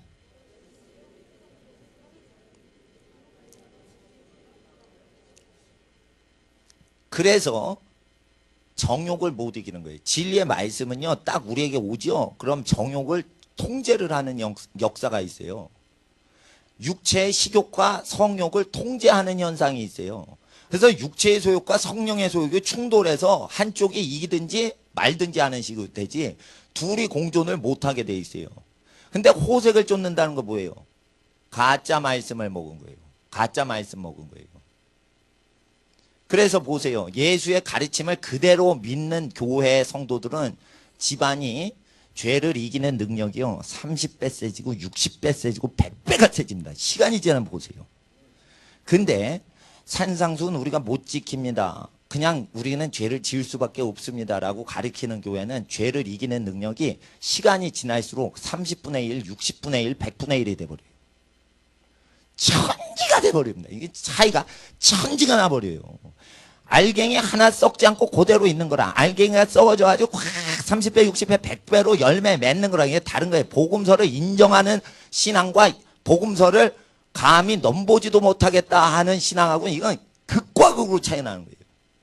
그래서 죄를 짓더라도 복음서 말씀을 그대로 어린이처럼 마음에 새기면 죄를 이기는 능력이 나타나요. 조지 뮬러 목사님은 고아들 키웠죠. 고아들이 거룩하게 크도록 그렇게 했어요. 그분은 날라리 청소년이었다 이거예요. 옛날에 아버지 지갑 훔쳐가지고 흥청망청 유흥비로 쓰다가 감옥에 살았던 사람이에요. 청소년 때. 여러분 학생 중에 혹시 아버지 지갑 훔치다가 술 퍼먹고 있었던 학생이 있습니까? 없죠. 아마 없을 거예요. 조지 뮬러 목사님보다 믿음의 거룩한 역사가 예비되어 있다 이거예요. 아버지 지갑 훔쳐가지고 술 퍼먹고 감옥에 간 인간도 세계적인 인물로 하나님이 쓰셨으면 아버지 지갑을 훔쳐먹지 않은 학생들은 얼마나 더 쓰시겠냐 이거예요. 하나님께서 이런 원대한 계획을 갖고 계실 때 조지 뮬러 목사님은 복음서를 그대로 믿고 그대로만 살았어요.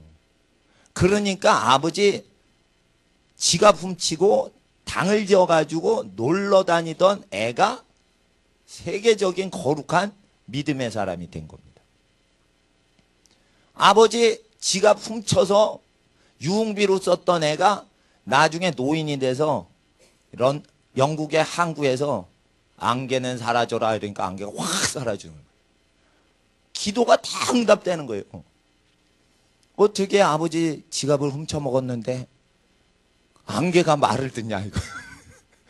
사람이 변화됐다 이거예요. 사람이. 그것은 조지 뮬러는 프로이센 지방 사람이에요. 요즘으로 말하면 독일어 쓰는 지역의 사람이에요. 고향이.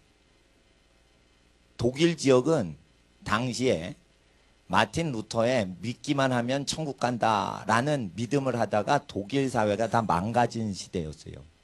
믿습니다, 믿습니다 했는데 독일이 다 죄를 짓고 살았어요. 그럴 때 독일인들이 무슨 운동을 했냐면 말씀대로 순종해야 된다라는 운동을 했어요. 그래서 루터파를 반대해서 경건주의 운동이 일어났어요. 예수님 말씀을 따라 살아야 된다라는 운동이 일어났어요. 그러면서 교회 재산을 가난한 자에게 나눠주는 경건주의 운동이 일어나고 그러면서 조지 뮬러 목사님이 영국에서 목회를 어떻게 할지 몰라서 아버님이 살고 계시던 독일 지역으로 가서 유명한 목사님들이 어떻게 교회 재산을 가난한 자에게 나눠주는지를 배우어서 영국 와서 그걸 목회를 시작한 거예요. 근데 독일 사람은 유명하지 않고 왜 영국의 조지 뮬러가 유명하냐? 선교사님이 영국에서 많이 전 세계에 나갔거든. 그래가지고 영국에 있는 믿음 목회를 했던 조지 뮬러 목사님만 더 유명해진 거예요. 사실 독일에서 빛도 이름도 없이 살았던 믿음의 사람들 많이 있다. 근데 이 독일에 있던 경건주의 학파들은 교회들은 전부 예수의 이름만 지은 거예요. 그리고 루터를 따르지 않았어요. 루터는 행위를 할 필요가 없다고 가르쳤거든. 그러니까 독일 사회가 지옥같이 돼버린 거예요. 그래서 저는 얼마 전에 루터 대학이 교육부에서 뭐 인정을 못 받아서 폐교 위기에 처했다 이러는데, 아이 기독교 대학을 세우지 왜 루터교 대학을 세워? 물론 루터파에서는 나 싫어할지 모르지만 기왕 똑같은 시간에 가르치는데 예수님 가르치지 루터를 가르치면 누가 믿겠어요? 예수님이 길인데. 그러니까 예수님 그냥 가르치면 되는데, 근데 예수님 가르치는데 많으니까 튀질 않으니까 루터파 이렇게 칼빈 대학 이렇게 만드는데, 하나님께서는 성경을 사사로이 풀지 마라. 구약을 사사로이게 풀지 마라. 사적으로 풀지 마라. 2장 2절 다시 보겠어요. 저희가 저희 호색하는 것을 쫓으리니 정욕을 이기게 하십니다. 근데 진리의 말씀 사적으로 풀면 정욕이 살아납니다. 이로 인하여 진리의 도가 회방을 받을 것이요. 그래서 진리의 도이신, 진리의 길 대신 예수님이 가라고 한 방식대로 인생길이 회방을 받습니다. 누구 때문에? 성경을 사적으로 해석하는 사람 때문에 예수님이 설교하신 게 회방을 받는다는 뜻이에요. 예. 그래서 호소스라는 단어는 이 길인데, 예수님이 말하신 게 길이에요. 그 예수님 말하신 인생의 지침이 회방을 당한다. 누구 때문에? 성경을 사적으로 푸는 사람들 때문에. 그래서 청년부에서 성경을 가르칠 때, 청년이 청년을 가르칠 때 스캔들이 왜 나요? 혼전 순결을 잃어버리는 청년부 사건이 왜 많이 일어나요? 정욕을 이기지 못하는 애가 복음서를 가르치는 거예요. 그러니 복음서는 아무도 못 지킨다고 청년이 청년을 가리키는 거예요. 그리고는 죄를 우리는 지을 수밖에 없다. 이러고는 혼전의 순결을 잃어버리는 거예요. 이것은 왜 일어나냐? 경건에 속한 모든 것을 주셨음에도 불구하고 경건에 대한 대부분의 것을 내어버리고 지 마음대로 가르쳐서 그래요. 하나님 앞에서 그래서 거룩하신 말씀 사사로이 푸는 큐티를 함부로 하지 말고 성경 읽을 때는 그냥 쭉 읽고 그 말씀을 마음에 새기기만 하세요. 뭘 적용하지 마세요. 열방의 재물이 우리에게 올 것이다 가 아니에요. 너라는 존재한테 온다는 거예요. 그러니까 너가 우리가 아니라 이게 너라 이거예요. 너 어떤 한 존재한테 주신다 이거예요. 너의 성벽을 이방인들이 쌓는다 이거예요. 그 메시아를 얘기하는 거예요. 근데 우리한테 주시나 봐. 그게 사적으로 막 푸는 거지. 그러면은 이제 좀 미치는 현상이 일어나는 거예요. 그러다 약간 심하면은 이단 교주 되고 덜 심하면은 타락하고 그 정도가 되는 겁니다. 그러니까 성경은 구약 성경 잘못 풀면 안 돼요. 그래서 구약을 어떻게 읽느냐. 예수님 그렇게 누가복음 10장 말씀하셨죠. 또 신약은 어떻게 읽느냐 말씀하십니다. 베드로전서 후서 3장 15절.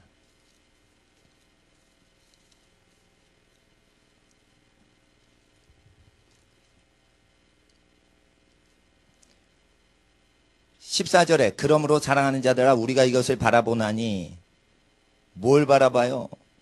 주 앞에서 점도 없고 흠도 없이 평안 가운데 평강 가운데 나타나기를 힘쓰라.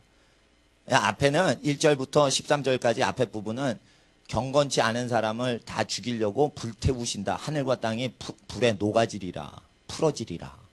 이렇게 기록이 되어 있습니다. 그러니 마땅히 우리가 경건함을 취해야 된다. 이렇게 얘기하시고 15절을 읽어주세요. 15절 시작.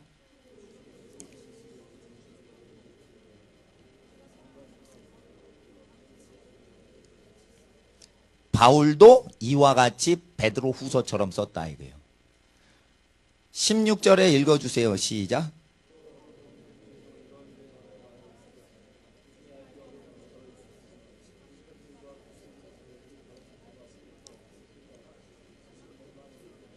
예, 16절 그것도 밑줄 긋고 바울서신이라고 쓰세요. 바울서신을 억지로 푸는데 무엇처럼 억지로 풀어요? 구약성경과 같이 억지로 푼다 이거예요. 아까 1장에 뭘 얘기했어요? 구약성경 억지로 풀지 말라 이거예요. 사사로이 풀지 말라 이거예요. 근데 신약 성경도 사사로이 풀지 말라 이거예요. 자, 다시 보겠어요. 요한복음 3장 16절은 사사로이 풀면 안 되고 17절부터 20절까지 밑에 구절에 의해서 완성되는 거예요. 근데 17절부터 20절은 암송을 안 시키고 16절만 암송을 시켜요. 이거 사사로이 푸는 거죠. 그렇습니다. 사사로이 누가 푸른 거예요? 신학자가 푸른 거예요. 성경의 신학자를 서기관이라고 그래요. 서기관은 지옥 자식 된다고 돼 있어요. 하나님의 신학이 있어요. 그건 성경이에요. 성경이 성경을 풀게 해야지 사람이 성경을 보면 사람 잡아요. 사람 잡아요. 그래서 여기 사람 잡던 교회 다니는 분들이 간혹 와 계세요. 사람을 잡는 데니까. 예를 들어 보세요. 목사가 사람에게 무거운 짐을 지우고 자기는 손가락 까딱 안 하면 33절에 23장 마태복음 33절에 독사의 자식들아 어떻게 너희가 지옥의 판결을 피하겠느냐. 자기가 무거운 짐을 지는 걸 즐거워하시면은 그렇게 할 수 있어요. 근데 그걸 싫어하시는 분은 시키면 안 되게 돼 있어요. 자기가 싫은데 남에게 자기 싫은 거를 막 시키는 교회 지도자는 지옥 간다고 돼 있죠. 저는 그 말씀을 읽을 때 교육용으로 읽는 게 아니고 나한테 하시는 말씀으로 읽어요. 그러니까 어떻게 해요? 구원하고 직결된 설교예요, 그게. 근데 그 말씀이 안 믿어진단 말이죠. 현대 기독교에서. 안 믿어진단 말이에요. 안 믿어진단 말이에요. 그러니까 직분을 받으면 섬겨야 되는데 직분을 받으면 직분이 없는 사람을 부린단 말이에요. 그러니까 이게 문제란 말이에요. 예수님 말씀이 길인데 그 길이 아닌 다른 길로 간단 말이에요. 그래서 말씀을 그대로 교육하는 게 더 좋지. 내가 새로운 말씀을 가르치는 게 영생을 보장을 못 해줘요. 영생을 보증해 주시는 것은 기록된 말씀이 보증을 해 주시는 거예요. 여러분 성령의 음성이 들립니다. 근데 성령 음성 듣는 거하고 천국 가는 거는 직결이 안 돼 있어요. 얘야 이렇게 하면은 된다. 이래가지고 어느 분이 책을 한 번만 딱 읽으면 다 시험 문제가 떠올라. 이런 신비적인 공부 효과적으로 잘하는 지혜를 받았대 봐요. 그게 천국 가는 거하고 무관한 거예요. 성령의 음성이 국사시험 몇 번 문제 정답 3번이다. 5번 문제는 1번이다. 연필 굴리지 마라. 내 음성 다 듣고 다 100점 맞아라. 이런 능력이 선지자처럼 임하더라도 그게 영생을 주는 음성이 아니에요. 그거는 국사시험을 도와주시려고 임하시는 거지 구원을 위해 음성이 오는 게 아니에요. 구원은 기록된 만백성이 눈으로 육적인 눈을 가진 모든 사람이 육적인 귀를 가진 사람이 보고 읽고 들을 수 있는 이 기록된 복음서의 내용으로 천국 문이 열리고 닫히는 게 결정나는 거죠. 하나님 음성으로 결정되는 게 아니에요. 하나님 음성은 왜 필요하냐? 살아가는데 필요하기 때문에 하나님 도우심 받아야 되니까 들어야 되는 거예요. 근데 이 기록된 말씀은 도움을 받고 유익의 여부를 떠나 안 받으면 저주받는 거예요. 그래서 기록이 짧게 돼 있는 거예요. 복음서가. 왜 짧게 돼 있어요? 여기에 언급된 내용이 주로 다 걸려서 천국에 못 들어가기 때문에 그걸 미리 미래의 심판을 아시는 예수님이 미리 미래의 심판 때 퍼센테이지가 가장 많이 지옥 가는 죄를 모아가지고 복음서에 다 꽂아 놓으신 거예요. 그러니까 미래 최후의 심판 보좌 앞에 가지 않아도 미리 그때 대부분의 지옥 가는 죄목이 다 복음서에 이미 기록되어 있기 때문에 복음서만 읽으시면 최후의 심판 때 무서운 심판 때의 죄목을 미리 공부하는 거예요. 그러니까 하나님 앞에 이것을 바로 알아야 되는데 바울의 것을 사사로이 풀더라 이거예요. 구약도 사사로이 1장에 푸는 짓을 하면 안 된다. 언급했던 베드로가 구약 성경만 사사로이 푸냐? 아니다. 신약 성경에 바울 서신을 함부로 푼다. 구약 성경 함부로 풀듯이. 그래가지고 지옥에 많이 가게 한다 이거예요. 그래서 무법한 자들 멀리하라. 굳세진 못한 자 멀리하라. 무식한 자들 멀리하라 이거예요. 무식하다는 건 요한복음 3장 16절만 암송하고 17절과 20절 사이에 무엇이 그 밑에 기록되어 있습니까? 물으면 아무것도 기억을 못하는 애들이 무식한 애들이에요. 요한복음 3장 16절만 알고 그 17절 이하에 뭐가 기록되어 있는지 아무것도 모르는 바보들.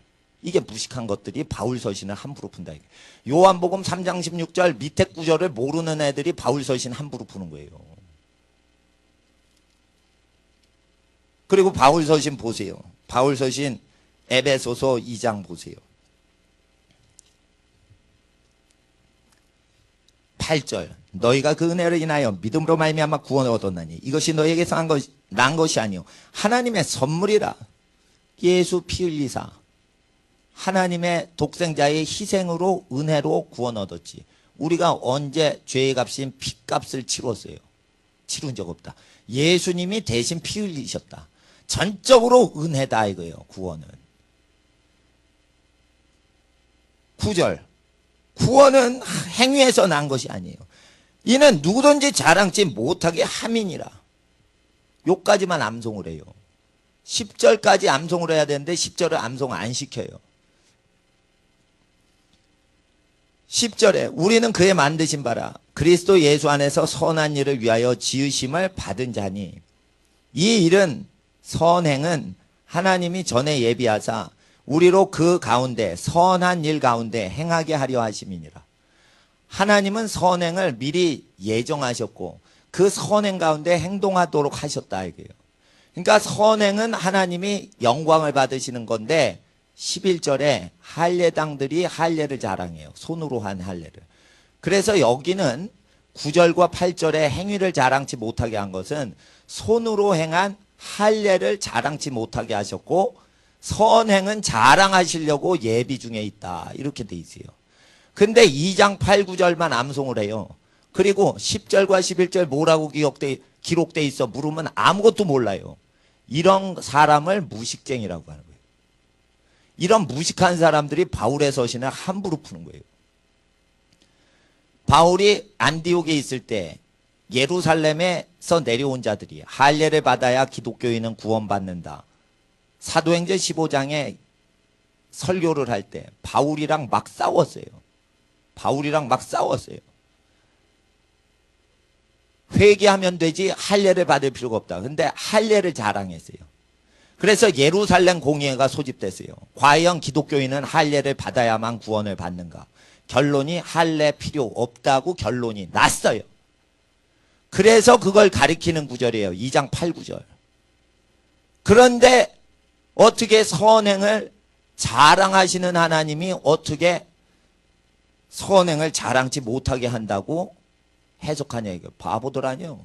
10절에 하나님이 선행을 자랑하시려고 예비 중에 있는 건데 9절에 선행을 자랑치 못하게 하신다고 누가 해석을 하냐 이거. 그건 11절의 행위인 할례 행위를 무할례자들한테 자랑치 못하게 하시려고 한다는 내용이에요. 예수가 피 흘렸죠. 근데 누가 자기 몸에 피 흘리는 의식인 할례를 자랑하냐 이거. 예수 피 흘리셨으면 우리 피 흘릴 필요 없는 거예요. 근데 기독교인이 피 흘려야 된다고 얘기를 하니까 피 흘리는 걸 왜 자랑하냐 이게. 예수 피 흘린 거 십자가만 자랑하면 되지. 그 얘기거든. 근데 이걸 어떻게 가르치냐면 바울 서신을 무식하게 하는 사람들이 유럽에서 주로 많아요. 8, 9절만 암송시키고 10절, 11절 2절을 빼먹어요. 완전히 마귀 새끼가 되는 거예요. 그럼 어떻게 돼요? 진리의 도인 예수님이 너희의 선한 행실을 보고 세상이 하나님께 영광을 돌리게 하라. 선한 행실을 자랑케 하신다고 돼 있죠.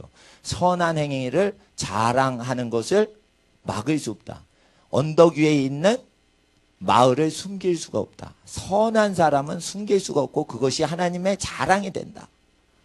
메시아 전도법에 선행을 통해 전도가 되게 하라 했는데 진리의 도가 전파되는 게 아니고 회방을 받죠. 왜 회방을 받아요? 바울 서신을 억지로 풀다가 진리의 도이신 예수님의 설교가 회방을 당하는 거예요. 그래서 성경 제대로 배워야 되는데 저는요 엉터리로 배웠어요.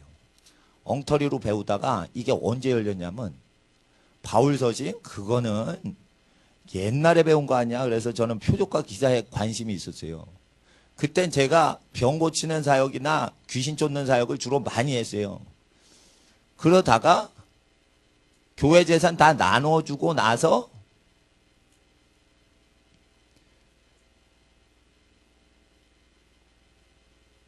교회 제도가요, 헌금을 많이 내시는 순서대로 직분을 세워요. 제가 아는 대형 교단들은 다. 그 목사 세계의 관례예요. 헌금을 많이 내는 부자를 먼저 직분을 세우는 게 그 관례란 말이에요. 근데 하나님 음성이 그러면 안 된다 이런 거예요. 그렇게 세우면 부잣집도 복을 다 날려먹는다 이거예요. 부자가 은밀히 헌금하도록 도와야 그 집안의 후손들이 큰 복을 받는다 이거예요. 근데 목사들이 부자를 자꾸만 의지하니까 부잣집이 큰 복을 받게 해야 되는데 부잣집이 저주를 받게 한다 이거예요. 누구 때문에? 목사 때문에. 그러니까 너 그렇게 하면 안 된다 이거예요. 그래서 교회 재산 다 나눠주고 계급을 교회에서 안 하기로 했어요. 계급 뭐 하는 거 아니에요. 뭐 하면은 내가 하든지, 예, 뭐 자원자가 나타나서 하든지 이러지, 뭐 계급이 누굴 시키고 이런 거 없어버렸어요. 그 뒤에 이거 열린 거예요. 그 뒤에 성경이 열린 거예요. 이건 성령님이 가르쳐 주신 건데, 태어나서 이걸 배운 책이 없어요. 성령님께서 예언의 음성으로 얘기해 주세요. 8시 26분에 이 차는 병원에 도착한다. 이 음성이 들려요. 그럴 리가 있나요? 그렇게 차가 밀릴 수는 없어요. 이러고 착 차를 몰고 갔어요. 장례식장에. 엄청 차가 밀리는 거예요. 그래서 4, 50분이면 되는데 2시간 정도 시간이 걸리는 그런 차가 밀리는데, 딱 파킹해서 딱 브레이크 딱 걸고 딱 보니까 음성하고 똑같아요. 8시 26분 딱 된 거예요. 하나님 음성이 정확하면 숫자까지 얘기를 하세요. 근데 그 숫자까지 예언을 하시는 하나님의 음성보다 더 세게 들려요, 이건. 10절, 11절 모르는 무식쟁이들을 깨우쳐라, 이거예요. 8, 9절만 암송시키는 무식쟁이들 깨우쳐라, 이거예요. 누가 소경이냐, 이거예요. 내 종들이 아니냐, 이거예요. 누가 소경이냐면 지금 이 시대 목사나 장로나 집사들이 소경이라는 거예요. 이거 하나님 음성인 거예요. 그럼 목사가 목사 욕하는 설교를 하네? 성령님이 그 얘기를 하신다니까 지금. 그러니까 에베소서 2장 8절 9절을 자랑하는 사람들 무식해서 사람 잘못하면 생사람 잡아 지옥으로 끌고 간다니까. 그러니까 이거 성경 잘못 가리키게 막 허용해 놓으면, 평신도들 허용해 놓으면 평신도가 저주를 계속 전달을 하는 것이죠. 그러니까 하나님 나라에선 오직 만민의 기도하는 집이요, 예수님께서 복음서에 말씀을 그대로 행동하는 사람 몇 명한테만 부탁하시고 본인이 계실 때는 본인이 다 가르치셨으니, 말씀은 목사님이 담당하는 목사님이 다 가르치는 거지, 누가 목사가 놀면서 딴 사람 부려먹고 자기는 놀아요. 말씀은 목사가 목이 쉬도록 가르치는 거예요. 원래 세상 노가다를 뛰어도 8시간 노가다를 뛰어야 밥값이 나와요. 기도와 말씀에 열심히 자기가 일을 해야 밥을 그제서 먹을 수 있는 거예요. 그래, 나는 그래서 지도자를 세우지 않아요. 왜? 영적인 거는 내가 노동을 해야 돼요. 금식하죠? 그럼 여러분 금식 안 시켜요. 내가 금식하지. 일해야 되는 거예요, 일꾼은. 누굴 부려먹는 게 아니에요. 부리시는 분은 예수님이 부리시는 거지, 우리 모두는 누가 누굴 부릴 수 없어요. 그냥 복종하는 거예요. 왜? 저는 성경 교사로 부름받았어요. 하나님 앞에서 예수님 말씀 행동하면 더 가르쳐 주시고, 행하지 않고 공부하면 안 가르쳐 주세요. 성경 100번 읽어보세요. 알던 것만 알지. 100번 읽으면 100배로 깨닫는 거 없죠. 한번 100번 읽어보세요. 지겨워질 거예요, 성경. 그래서 행동으로 계속 살지 않으면 가르쳐 주시지도 않고, 목사가 성경 볼 때 이게 재미가 없어요. 이걸 계속 실천을 해야 돼요. 그게 좁은 길이에요. 험한 길이란 말이에요. 깨우침을 위해서는 행해야 되는 거지, 이거를 암송을 100번 한다고 되질 않아요. 요한복음 3장 16절 100번을 암송해 보세요. 뻔하지. 처음 암송할 때랑 내용 똑같습니다. 밑에 걸 봐야 돼요. 전체를 봐야 돼요. 베드로 후서 1장만 보시면 안 돼요. 2장 보셔야 돼요. 그렇게 진리의 도가 회방을 당한대요. 성경 사사로이 풀어서. 그래서 우리는 예수님의 말씀을 다시 리마인드 하기 위해서 이 성경을 보는 것입니다. 요한복음 5장을 보세요. 이제 말씀 마무리하겠습니다.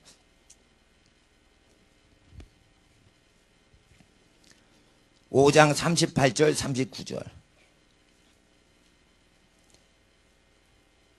요한복음 5장 38절 39절. 그 말씀이 너희 속에 거하지 아니하니 이는 그의 보내신 자를 믿지 아니함이니라. 예수님이 요한복음 3장 16절 말씀하시고 17절 20절 후속절을 얘기하셨는데, 보내신 예수를 믿지 않고 요한복음 3장 16절만 달랑 믿으면 구원을 얻는다는 전도자만 믿은 거예요. 그러니까 지옥 가는 거예요. 전도자는 예수님 것을 그대로 전달하고 이해시키는 역할만 해야지, 자기가 3장 16절만 믿으면 천당 가니까 너도 3장 16절만 읽어라, 이렇게 가리키면은 전도받는 사람이 예수를 믿질 않고 전도자를 믿는 거예요. 3장 16, 17, 18, 19, 20절을 같이 믿으라고 16절을 설명한 거고, 3장 16절을 설명하신 것은 본론이 아니에요. 모세가 뱀을 나무에 단 것처럼 인자도 나무에 들려야 하리니 이는 인자를 믿는 사람을 영생을 얻게 하려고 하심이라는 걸 설명하는 후속절로 3장 16절이 나온 거예요. 본론은 3장 14, 15절이 본론인 거예요. 근데 사람들은 자기 맛에 맞는 거를 취한다 이거예요. 그래서 독생자 예수를 믿는 게 아니라 3장 16절만 믿으면 천국 간다고 살짝 아주 스리슬쩍 전도하는 그 전도자를 신뢰하는 거예요. 죽어보세요. 100% 다 천국 가나? 그렇지 못합니다. 그래서 보내신 자를 믿지 않고 그 말을 자기 마음대로 믿는 사람이 있다 이게. 예수는 믿지 않고 예수의 말을 자기 마음대로 믿는 사람들이 있다 이게. 39절 읽어주세요. 시작.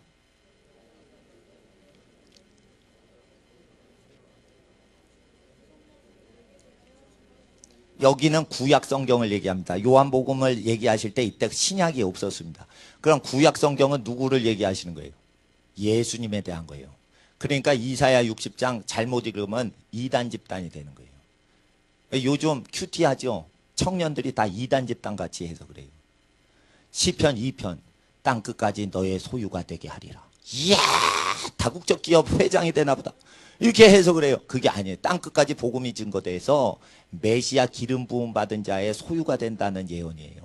그때 한 절 딱 읽으면 땅끝까지 내 소유가 되리라. 야, 나 부자 된다. 이렇게 해석하는 거지.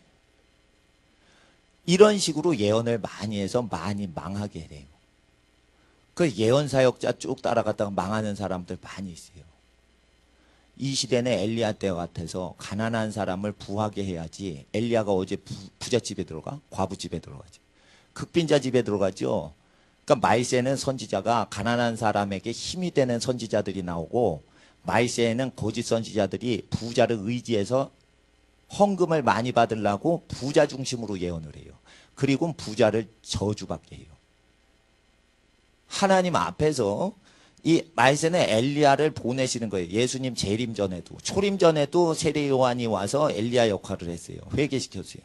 하나님 앞에 말세 여러분은 엘리야의 영을 받고 예수님 다시 오는 길을 예비하셔서 창세로부터 예비된 하나님의 크신 복을 이 땅에서 누리고 전파하는 여러분과 여러분 가정 되시고, 오는 세계의 하나님 나라의 영원한 영광 가운데 주님의 기쁨거리가 되시는 여러분과 여러분 가정 되시길 주의 이름으로 축원합니다. 이 시간 기도하겠습니다. 거룩하신 아버지 하나님, 오늘 예수님은 길이요 진리요 생명이신 것을 읽었습니다. 들었습니다. 그런데 예수님이 길이신데 예수님 지침대로 길 따라가지 않고 자기 멋대로 말씀을 해석하는, 옆으로 치우치게 하는 가르침이 너무 많을 때 이 세상의 어느 기구라도 성전에서 갖고 다니지 않게 하시고 오직 말씀만을 보게 하시고 오직 기도에 접목해 하시니 감사합니다. 너무나 많은 우상 숭배하는 추석 명절 지나며 오직 하나님은 인간 열매를 맺으시고자 애쓰시오니 우리가 이 말씀을 오늘 먹었으므로 죄를 이기는 능력 30배, 60배, 100배로 증가시켜 주시옵소서. 이 말씀 신뢰하지 않으면 30분의 1, 60분의 1, 100분의 1에 미천한 존재가 되지만 거꾸로 이 말씀을 마음에 새기면 30배, 60배, 100배의 복을 얻는 집안이 되겠나이다. 주여, 세상이 어려워져서 기독교를 핍박하는 시절이 와도 한 사람 한 사람과 한 가정 한 가정을 핍박할 순 없으므로 주여, 어느 세상 어느 도시 어느 마을에 가도 하나님의 구원과 생명과 축복과 평안을 증거하는 한 사람의 예배자로 사용되게 하옵소서. 이 시간 주여, 주의 이름 부를 때 나라 민족의 모든 도시와 마을의 우상이 무너지고 하나님 경외하는 의롭고 정결한 시대가 오게 하여 주시옵소서. 악하고 음란한 사탄의 문화 다 무너지고 이 세대의 거룩함이 회개되어 회복되어 하나님의 나라 임하시길 이 시간 간절히 기도합니다. 이 시간 우리 다 함께 주여, 이 땅의 마을과 도시에 거룩한 주의 나라 임하시고 악하고 음란한 문화 무너지게 하여 주시옵소서. 주여, 부르짖고 함께 기도하겠습니다. 주여, 주여, 주여. 아버지 하나님의 주의 나라 임하소서. 아버지 하나님, 주의 나라 임하소서. 거룩하신 아버지 하나님, 이 시간 마을과 도시마다 악하고 음란한 시설과 문화들 다 무너지게 하옵소서. 악하고 음란한 시설과 문화들 다 무너지게 하여 주시옵소서. 악하고 음란한 시설과 문화들 다 무너지게 하여 주시옵소서. 악하고 음란한 시설과 문화들 다 무너지게 하옵소서. 악하고 음란한 시설과 문화들 다 무너지게 하여 주시옵소서. 악하고 음란한 시설과 문화들 다 무너지게 하여 주시옵소서. 아버지 하나님, 이 시대의 이 나라의 민족 회개하게 하여 주시옵소서. 회개케 하옵소서. 회개케 하여 주시옵소서. 회개케 하여 주시옵소서. 아버지 하나님, 이 땅의 나라의 민족 변화되고 변화되어 하나님 앞에 새 피조물 되게 하옵소서.